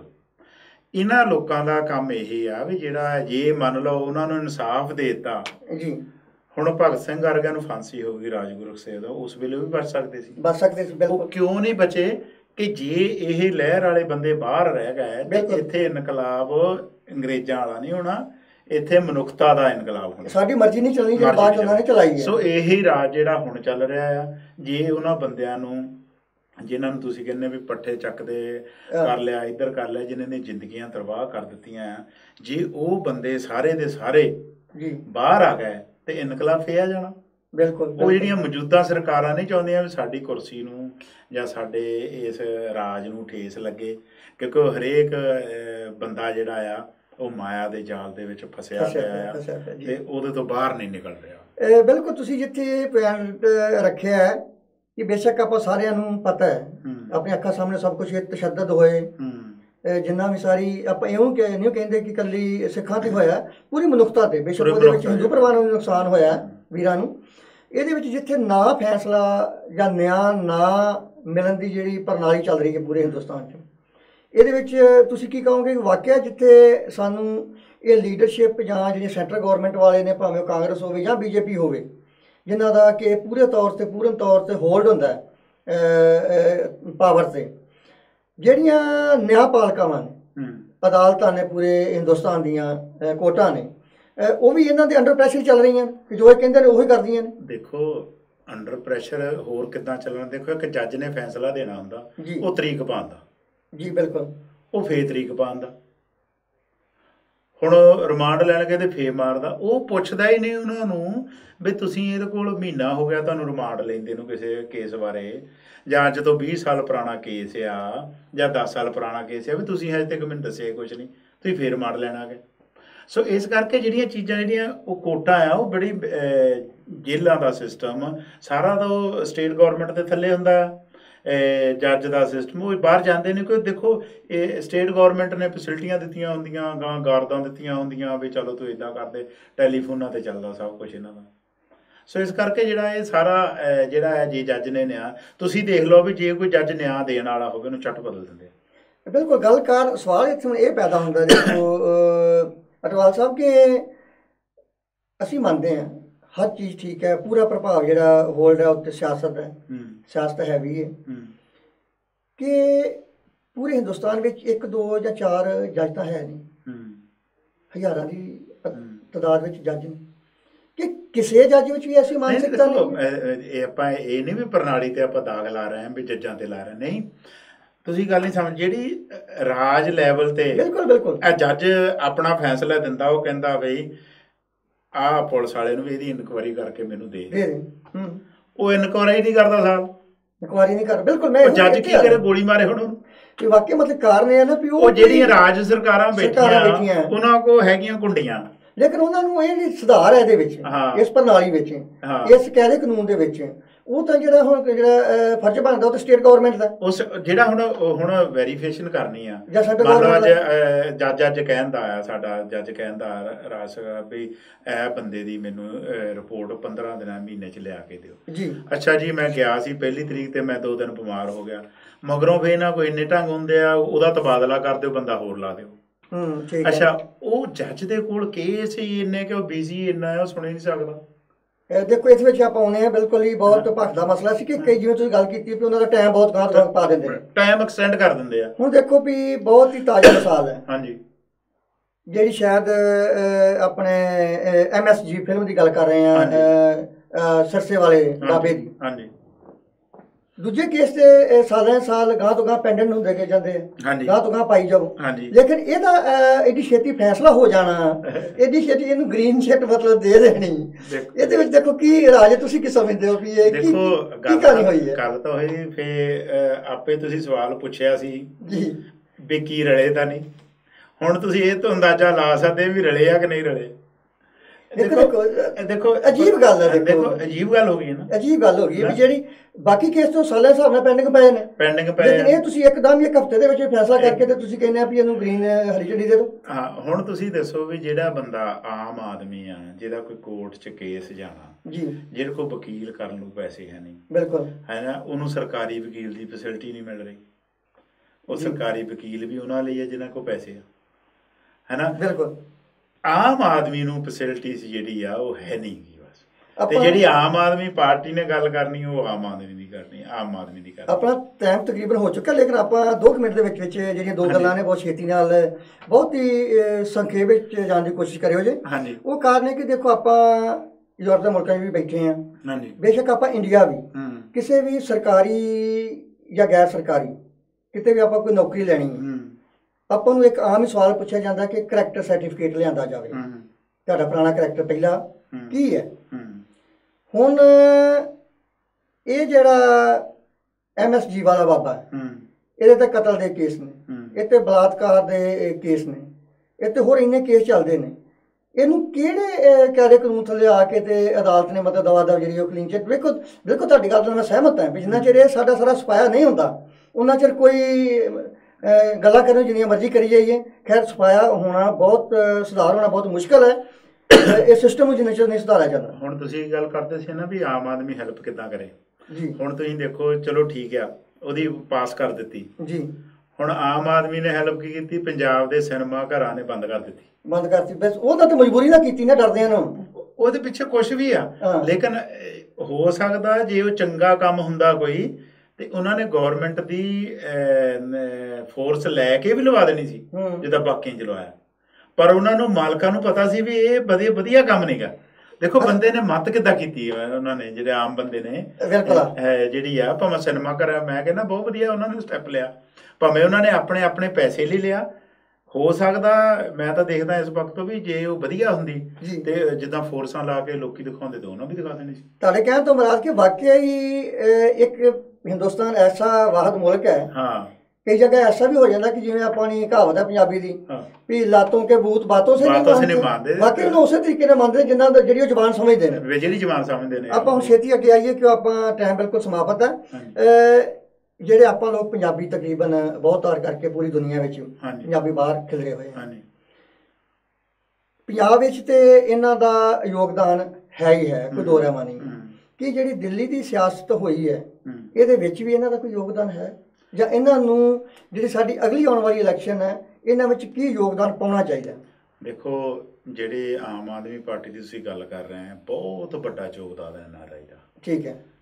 ਭਾਵੇਂ ਸਿੱਖ, ਭਾਵੇਂ ਹਿੰਦੂ, ਮੁਸਲਮਾਨ, ਈਸਾਈ, ਜਿਹੜੇ ਵੀ ਬੰਦੇ ਜੀ, ਉਹਨਾਂ ਦਾ ਬਹੁਤ ਵੱਡੇ ਪੱਧਰ ਤੇ ਆ। ਉਹ ਹੈਗਾ ਹਿੰਦੁਸਤਾਨ ਦੇ ਮੋਹ ਨਾਲ, ਇਹ ਭਾਰਤ ਦੇ ਮੋਹ ਨਾਲ ਜੀ, ਜਿਨ੍ਹਾਂ ਨੂੰ ਭਾਰਤ ਨਾਲ ਬਾਕੀ ਹਜੇ 40-40, 50-50 ਸਾਲ ਹੋ ਗਏ। ਮੈਂ ਹੈਰਾਨ ਹੋ ਗਿਆ, ਉਹਨਾਂ ਲੋਕਾਂ ਦਾ ਹਜੇ ਵੀ ਪਿਆਰ ਉੱਥੇ ਹੈ ਵੀ ਸਾਡਾ ਇੰਡੀਆ ਕਦੋਂ ਸੁਧਰੇ, ਸਾਡਾ ਭਾਰਤ ਕਦੋਂ ਸੁਧਰੇ। ਬਿਲਕੁਲ ਉਹਨਾਂ ਦਾ ਬਹੁਤ ਵੱਡਾ ਯੋਗਦਾਨ ਹੈ, ਭਾਵੇਂ ਉਹ ਰਿਲੇਟਿਵਸ ਤੌਰ ਤੇ ਆ, ਭਾਵੇਂ ਡਾਇਰੈਕਟ ਤੌਰ ਤੇ ਆ। ਉਹ ਸੋਚ ਰਿਹਾ, ਉਹ ਸੋਚ ਇਸੇ ਕਰਕੇ ਵੀ ਅਸੀਂ ਉੱਥੋਂ ਆਏ ਸੀ ਅੱਗੇ ਵਧਣ ਵਾਸਤੇ, ਤੇ ਪਰ ਸਾਡਾ ਕੰਟਰੀ ਹੋਰ ਪਿੱਛੇ ਚੱਲ ਗਿਆ, ਤੇ ਇਹ ਯੋਗਦਾਨ ਵੱਡਾ। ਤੇ ਪੰਜਾਬ ਦੇ ਵਿੱਚ ਵੀ ਇਹਨਾਂ ਦਾ ਬਹੁਤ ਵੱਡਾ ਯੋਗਦਾਨ NRI ਦਾ, ਅੱਜ ਦਾ ਨਹੀਂਗਾ, ਬਹੁਤ ਜ਼ਿਆਦਾ ਨੇ। ਪਰ ਮੈਂ ਇਹ ਜ਼ਰੂਰ ਐਂਡ ਦੇ ਵਿੱਚ ਜ਼ਰੂਰ ਤੁਹਾਨੂੰ ਇਹ ਗੱਲ ਕਹੂੰਗਾ, ਮੇਰਾ ਜਿਹੜਾ ਸ਼੍ਰੋਮਣੀ ਅਕਾਲੀ ਦਲ ਹੈ ਨਾ ਜੀ, ਉਹ ਖਤਮ ਨਹੀਂ ਹੋਣਾ ਚਾਹੀਦਾ। ਠੀਕ ਹੈ। ਦੇਖੋ ਮੈਂ ਕਿਸੇ ਐਜ਼ ਏ ਸਿੱਖ ਵੀ ਹਾਂ ਜੀ, ਐਜ਼ ਏ ਭਾਰਤ ਸਿਟੀਜ਼ਨ ਵੀ ਹਾਂ ਜੀ, ਬਿਲਕੁਲ, ਪਰ ਇੱਕ ਇਨਸਾਨੀਅਤ ਤੌਰ ਤੇ। ਉਹ ਕਿਉਂ ਕਿ ਜੇ ਮੈਂ ਤੁਹਾਨੂੰ ਪਹਿਲਾਂ ਗੱਲ ਕਰ ਚੁੱਕਾ, ਜਿਹੜੀ ਆਮ ਆਦਮੀ ਪਾਰਟੀ ਲੈ ਕੇ ਹੈ, ਸਾਡੇ ਇਹ ਸ਼ੁਰੂ ਤੋਂ ਇਹ ਸਾਡਾ ਸੰਵਿਧਾਨ ਬਣ ਚੁੱਕਾ ਸੀ ਵੀ ਆਹ ਫੈਸਿਲਿਟੀ ਸੀ, ਮਨੁੱਖਤਾ ਦੇ ਅਧਿਕਾਰ ਲਈ ਲੜਨਾ ਆ, ਲੜਨਾ, ਬਿਲਕੁਲ। ਠੀਕ ਹੈ। ਛੋਟੇ ਸਮੇਂ ਲਈ ਸਾਡੇ ਜਿਹੜੇ ਆ ਲੀਡਰ ਆ ਜਾਂ ਲੀਡਰ ਕਰਪਟ ਹੋ ਸਕਦੇ, ਕਦੀ ਦੇਸ਼ ਕਰਪਟ ਨਹੀਂ ਹੋ ਸਕਦਾ। ਦੇਖੋ ਸਾਡਾ ਮੁੱਖ ਮੰਤਰੀ ਜਾਂ ਪ੍ਰਧਾਨ ਮੰਤਰੀ ਕਰਪਟ ਹੋ ਸਕਦਾ, ਸਾਡੇ ਉੱਥੇ ਦਾ ਦੇਸ਼ ਜਿਹੜਾ ਕਹਾਉਣ ਵਾਲਾ ਉਹ ਕਰਪਟ ਨਹੀਂ ਹੋ ਸਕਦਾ, ਉਹਦਾ ਸੰਵਿਧਾਨ ਕਰਪਟ ਨਹੀਂ ਹੋ ਸਕਦਾ। ਸੋ ਇਸ ਕਰਕੇ ਸਾਨੂੰ ਜਾਗਦਾ ਆਸ਼ਾ 'ਚ ਰਹਿਣਾ ਚਾਹੀਦਾ ਆ। ਜਿਸ ਤਰ੍ਹਾਂ ਅਸੀਂ ਪਾਰਟੀ ਆਮ ਆਦਮੀ ਦਾ ਪਾਰਟੀ ਦਾ ਵੀ ਜ਼ਰੂਰ ਸਾਥ, ਜਿਹੜੇ ਜੋ ਵੀ ਮਨੁੱਖਤਾ ਲਈ ਕਰ ਰਿਹਾ ਅੱਜ ਹੋ ਸਕਦਾ ਹੈ ਭਲਕ ਨੂੰ ਇਹ ਵੀ ਅੱਗੇ ਪਿੱਛੇ ਹੋ ਸਕਦੇ ਆ। ਜਿਹੜੇ ਬੰਦੇ ਨੇ ਵੀ ਇਹੋ ਜਿਹੇ ਮਨੁੱਖਤਾ ਦੀ ਖਾਤਰ ਜੇ ਲਹਿਰ ਤੋਰਦਾ, ਭਾਵੇਂ ਉਹ ਕੇਜਰੀਵਾਲ ਹੋਵੇ, ਪੰਜਾਬ 'ਚ ਭਗਵੰਤ ਮਾਨ ਹੋਵੇ ਜਾਂ ਹੋਰ ਸਟੇਟ 'ਚ ਕੋਈ ਵੀ ਬੰਦਾ ਹੋਵੇ, ਉਹਦਾ ਸਾਨੂੰ ਐਜ਼ ਏ ਮਨੁੱਖਤਾ ਦੇ ਤੌਰ ਤੇ, ਜਿੱਥੇ ਮਨੁੱਖੀ ਅਧਿਕਾਰਾਂ ਦੀ ਗੱਲ ਹੁੰਦੀ ਆ, ਉੱਥੇ ਸਾਨੂੰ ਸਾਰਿਆਂ ਦਾ ਸਾਥ ਦੇਣਾ ਚਾਹੀਦਾ। ਅੱਜ ਦੇ ਸਾਡੇ ਇਸ ਵਿਸ਼ੇ ਦੇ ਵਿੱਚ ਖਾਸ ਤੌਰ ਤੇ ਜਿਹੜਾ ਤੁਸੀਂ ਬਾਹਰ ਬੈਠੇ ਪੰਜਾਬੀ ਨੇ, ਹਾਂਜੀ, ਉਹਨਾਂ ਨੂੰ ਆਪਣੇ ਤੌਰ ਤੇ ਪਰਸਨਲ ਤੌਰ ਤੇ ਵਾਕਈ ਕੀ ਇੱਕ ਮੈਸੇਜ ਦੇਣਾ ਚਾਹੋਗੇ ਕਿ ਸਾਨੂੰ ਕਿਹੜਾ ਪੈਂਟਰਾ ਜਿਹੜਾ ਉਹ ਕਿਹੜੀ ਚੀਜ਼ ਨੂੰ ਮੁੱਖ ਰੱਖ ਕੇ, ਖਾਸ ਕਰਕੇ ਕਿਉਂ ਇੱਥੇ ਜਿਵੇਂ ਤੁਸੀਂ ਪਹਿਲਾਂ ਤੱਕੜੀ ਦੀ ਗੱਲ ਕੀਤੀ ਸੀ ਕਿ ਜਦੋਂ ਤੱਕੜੀ ਪੂਰਾ ਨਹੀਂ ਤੋਲੇਗੀ ਤਾਂ ਵਾਕਈ ਹੁਣ ਇੱਕ ਝਾੜੂ ਆ ਗਿਆ, ਉਹਨੂੰ ਉਹ ਸਾਫ਼ ਕਰ ਦੇਗਾ। ਬੇਸ਼ੱਕ ਸਾਡੀ ਉਹ ਤੱਕੜੀ ਬਹੁਤ ਹੀ ਸਤਿਕਾਰਯੋਗ ਹੈ ਕਿ ਬਾਬੇ ਨਾਨਕ ਦੀ ਤੱਕੜੀ ਸੀ, ਉਹਨੂੰ ਅੱਜ ਵੀ ਸਤਿਕਾਰ ਦਿੰਦੇ ਆ। ਪਰ ਸਾਡੇ ਬਾਬੇ ਨਾਨਕ ਨੇ ਜਦੋਂ ਇਹ ਗੱਲ ਕਹਿ ਦਿੱਤੀ ਕਿ ਤੱਕੜੀ ਬਰਾਬਰ ਦਾ ਹੀ ਤੋਲੇ, ਮਤਭੇਦ, ਇਸ ਕਰਕੇ ਜਦੋਂ ਅਸੀਂ ਆਪ ਆਪਣੀਆਂ ਸਵਾਰਥੀ ਨਿੱਜੀ ਲੋੜਾਂ ਕਰਕੇ ਹੱਕ ਔਰ ਸੱਚ ਨੂੰ ਬਰਾਬਰ ਦਾ ਨਹੀਂ ਸਮਝਦੇ, ਉਹਨੂੰ ਮਿਸਯੂਜ਼ ਕਰਨੇ ਆ, ਤੇ ਵਾਕਿਆ ਉਹਨੂੰ ਸਾਫ਼ ਕਰਨ ਵਿੱਚ ਵੀ ਕੋਈ ਹਰਜ ਨਹੀਂ। ਤੇ ਤੁਸੀਂ ਅਖੀਰ ਵਿੱਚ ਇੱਕ ਮਿੰਟ ਵਿੱਚ ਕੀ ਕਹਿਣਾ ਚਾਹੋਗੇ ਸਾਰੇ ਬਾਹਰ ਬੈਠੇ ਪੰਜਾਬੀਆਂ ਨੂੰ? ਮੈਂ ਤਾਂ ਸਾਰੇ NRI ਵੀਰਾਂ ਨੂੰ, ਪੰਜਾਬੀਆਂ ਨੂੰ ਜਾਂ ਪੰਜਾਬ 'ਚ ਰਹਿੰਦਿਆਂ ਨੂੰ ਸਾਰਿਆਂ ਨੂੰ ਇਹ ਰਿਕੁਐਸਟ ਕਰੂੰਗਾ ਕਿ ਆਪਾਂ ਜਿਹੜੀ ਪੰਜਾਬ ਦੇ ਵਿੱਚ ਨਸ਼ਾ ਰਹਿਤ ਪੰਜਾਬ ਜੀ, ਐਜੂਕੇਸ਼ਨ ਨਾਲ, ਸਿੱਖਿਆ ਨਾਲ ਭਰਪੂਰ ਪੰਜਾਬ ਜੀ, ਔਰ ਸਾਫ ਸੁਥਰਾ ਪਾਣੀ ਨਾਲ ਭਰਪੂਰ ਜੀ, ਤੇ ਸਫਾਈ ਵਾਲਾ ਪੰਜਾਬ ਬਣਾਈਏ, ਜਿਹੜਾ ਸਰਬ ਸਾਂਝੀਵਾਲਤਾ ਦੀ ਗੱਲ ਨਾਲ। ਹਾਂ, ਕੀ ਬਾਤ। ਉੱਥੇ ਦਾ ਪਵਨ ਗੁਰੂ, ਪਾਣੀ ਪਿਤਾ, ਮਾਤਾ ਧਰਤ ਮਾਤ, ਇਹ ਤਿੰਨੇ ਚੀਜ਼ਾਂ ਜਿਹੜੀਆਂ ਆਪਾਂ, ਪਾਣੀ ਵੀ ਸਾਂਭ ਲਈਏ ਜੀ, ਹਵਾ ਵੀ ਸਾਂਭ ਲਈਏ, ਧਰਤੀ ਵੀ ਸਾਂਭ ਲਈਏ। ਧਰਤੀ ਸਾਂਭਾਂਗੇ ਤੇ ਬੀਜ ਵਧੀਆ ਪੈਦਾ ਹੋਣਗੇ, ਬਿਲਕੁਲ, ਨਹੀਂ ਤਾਂ ਕੂੜਾ ਤੇ ਜੋ ਆਪਾਂ ਦੇਖਦੇ ਹਾਂ ਇਹੀ ਹੋਣਾ। ਧਰਤੀ ਦਾ ਮਤਲਬ ਹੀ ਹੈ, ਧਰਤੀ ਸਾਡੀ ਮਾਤਾ ਕਿਉਂ ਆ? ਕਿਉਂਕਿ ਮਾਤਾ ਦੇ ਗਰਭ ਚੋਂ ਇੱਕ ਜੀਵ ਪੈਦਾ ਹੁੰਦਾ ਜੀ, ਹਾਂਜੀ। ਜਦੋਂ ਮਾਤਾ ਦੇ ਗਰਭ ਚੋਂ ਜੀਵ ਪੈਦਾ ਹੁੰਦਾ ਤੇ ਉਹ ਤਰੱਕੀ ਕਰਦਾ, ਬਿਲਕੁਲ, ਬਿਲਕੁਲ। ਇਸੇ ਕਰਕੇ ਜਿਹੜੀ ਧਰਤੀ ਸਾਡੀ ਮਾਤਾ ਆ, ਉਹਦੇ ਵਿੱਚ ਅਸੀਂ ਬੀਜ ਵਧੀਆ ਬੋਈਏ, ਬਿਲਕੁਲ, ਉਹ ਬੀਜ ਬੋਈਏ ਜਿਹੜੇ ਆਉਣ ਵਾਲੀਆਂ ਸਾਡੀਆਂ ਪੀੜ੍ਹੀਆਂ ਤੱਕ ਸਾਫ ਸੁਥਰਾ ਔਰ ਵਧੀਆ ਜੀਵਨ ਦੇਣ ਵਾਲਾ ਫਲ ਪੈਦਾ ਹੋਵੇ। ਬਹੁਤ ਬਹੁਤ ਅਟਵਾਲ ਸਾਹਿਬ ਤੁਹਾਡਾ ਧੰਨਵਾਦ ਹੈ ਕਿ ਜਿਹਨਾਂ ਤੁਸੀਂ ਆਪਣਾ ਜੀਵਨ ਦਾ ਬਹੁਤ ਕੀਮਤੀ ਟਾਈਮ ਕੱਢ ਕੇ ਸਾਡੇ ਸਟੂਡੀਓ ਵਿੱਚ ਆ ਕੇ ਹਿੱਸਾ ਪਾਇਆ। ਤੁਸੀਂ ਵੀ ਬਿਲਕੁਲ ਅਦਾਰਾ ਮੀਡੀਆ ਪੰਜਾਬ ਦੇ ਕਾਰਜਕਰਤਾ ਜੋ ਹਮੇਸ਼ਾ ਹੀ ਮੋਢੇ ਨਾਲ ਮੋਢਾ ਜੋੜ ਕੇ ਕੰਮ ਕਰਦੇ ਹੋ, ਪਰ ਫਿਰ ਵੀ ਸਾਡਾ ਫਰਜ਼ ਬਣਦਾ ਕਿ ਤੁਸੀਂ ਐਡੀ ਦੂਰੋਂ ਚੱਲ ਕੇ ਆਏ। ਤੁਹਾਡਾ ਬਹੁਤ ਬਹੁਤ ਧੰਨਵਾਦ ਹੈ। ਔਰ ਮੈਂ ਸਮੂਹ ਦੇਸ਼ਾਂ ਵਿਦੇਸ਼ਾਂ ਵਿੱਚ ਵਸਦੇ ਪੰਜਾਬੀਆਂ ਔਰ ਸਾਡੇ ਪੂਰੇ ਹਿੰਦੁਸਤਾਨ ਵਿੱਚ ਵੀ ਵਸਦੇ ਪੰਜਾਬੀਆਂ ਨੂੰ ਇਹ ਮੇਰੀ ਜ਼ਰੂਰ ਇੱਕ ਸਨੇਮਰ ਬੇਨਤੀ ਹੈ ਕਿ ਜਿੱਥੇ ਅਸੀਂ ਬਾਹਰ ਬੈਠੇ ਪੰਜਾਬੀ ਇਉਂ ਮਹਿਸੂਸ ਕਰਨੇ ਆ ਕਿ ਬੇਸ਼ੱਕ ਅਸੀਂ ਇੱਥੇ ਆਪਣੀ ਜ਼ਿੰਦਗੀ ਵਿੱਚ ਬਹੁਤ ਵੱਡੀਆਂ ਵੱਡੀਆਂ ਮੱਲਾਂ ਮਾਰੀਆਂ, ਬਹੁਤ ਤਗੜੇ ਤਗੜੇ ਕੰਮ ਕੀਤੇ ਨੇ, ਪਰ ਜਿਹੜਾ ਸਾਡਾ ਰੁੱਖ ਹੈ, ਜੇ ਸਾਡੇ ਰੁੱਖ ਦੀਆਂ ਜੜ੍ਹਾਂ ਨੇ, ਉਹ ਬਿਲਕੁਲ ਵਾਕਈ ਪੰਜਾਬ ਦੇ ਵਿੱਚ ਨੇ। ਜਦੋਂ ਕੋਈ ਵੀ ਗੱਲ, ਕੋਈ ਵੀ ਐਸੀ ਅਹਿੰਸਾ ਪੰਜਾਬ ਦੇ ਵਿੱਚ ਹੁੰਦੀ ਹੈ, ਸਾਨੂੰ ਇੱਥੇ ਬੈਠਣ ਨੂੰ ਜ਼ਰੂਰ ਦੁੱਖ ਲੱਗਦਾ, ਕਿਉਂਕਿ ਅਸੀਂ ਟਾਹਣੀਆਂ ਹਾਂ। ਜਦੋਂ ਸਾਡਾ ਮੋਢੀ ਹੀ ਸੁੱਕ ਗਿਆ ਉੱਥੇ ਬੈਠਾ, ਤੇ ਬਾਹਰ ਬੈਠੇ ਵੀ ਮੇਰੇ ਹਿਸਾਬ ਨਾਲ ਕੁਛ ਨਹੀਂ ਕਰ ਸਕਾਂਗੇ। ਸੋ ਆਓ ਜਿੱਥੇ ਬਾਹਰ ਬੈਠੇ ਦੇਸ਼ਾਂ ਵਿਦੇਸ਼ਾਂ ਵਿੱਚ ਪੰਜਾਬੀ ਆਪਣੀ ਪੰਜਾਬ ਦੀ ਧਰਤੀ ਵਾਸਤੇ ਇੰਨਾ ਫਿਕਰਮੰਦ ਹਨ, ਆਪਾਂ ਸਭ ਇਕੱਠੇ ਹੋ ਕੇ, ਇਕੱਤਰ ਹੋ ਕੇ ਹੱਕ ਔਰ ਸੱਚ ਦੀ ਆਵਾਜ਼, ਬੁਨਿਆਦੀ ਮੰਗਾਂ, ਬੁਨਿਆਦੀ ਸਹੂਲਤਾਂ, ਹਰ ਇੱਕ ਨੂੰ ਇਨਸਾਫ ਮਿਲਣ ਵਾਲਾ ਸੰਵਿਧਾਨ, ਉਹ ਕਾਇਦਾ ਕਾਨੂੰਨ, ਉਹ ਰਾਜ, ਉਹ ਲੀਡਰ, ਇਹ ਤਾਂ ਹੀ ਪੈਦਾ ਕਰ ਸਕਾਂਗੇ ਜੇ ਸਾਡੀ ਆਪਣੇ ਤੌਰ ਤੇ ਮਾਨਸਿਕਤਾ ਤੋਂ ਅਸੀਂ ਇੱਕ ਪਾਛੜ ਹੋ ਕੇ ਇੱਕੋ ਜਿਹਾ ਅਧਿਕਾਰ ਦੇਣ ਦੀ ਗੱਲ ਕਰਾਂਗੇ। ਔਰ ਰਲ ਮਿਲ ਕੇ ਹਮਲਾ ਮਾਰੀਏ ਔਰ ਆਪਣੇ ਪੰਜਾਬ ਨੂੰ ਖੁਸ਼ਹਾਲ ਬਣਾਉਣ ਦਾ ਦੀ ਕੋਸ਼ਿਸ਼ ਕਰੀਏ। ਇਸ ਵਿਸ਼ੇ ਵਿੱਚ ਗੱਲਬਾਤ ਕਰਦੇ ਹਾਂ ਹੋਈਆਂ ਭੁੱਲਾਂ ਦੀ ਖਿਮਾ। ਫਤਿਹ ਬੁਲਾਓ ਜੀ। ਵਾਹਿਗੁਰੂ ਜੀ ਕਾ ਖਾਲਸਾ, ਵਾਹਿਗੁਰੂ ਜੀ ਕੀ ਫਤਿਹ।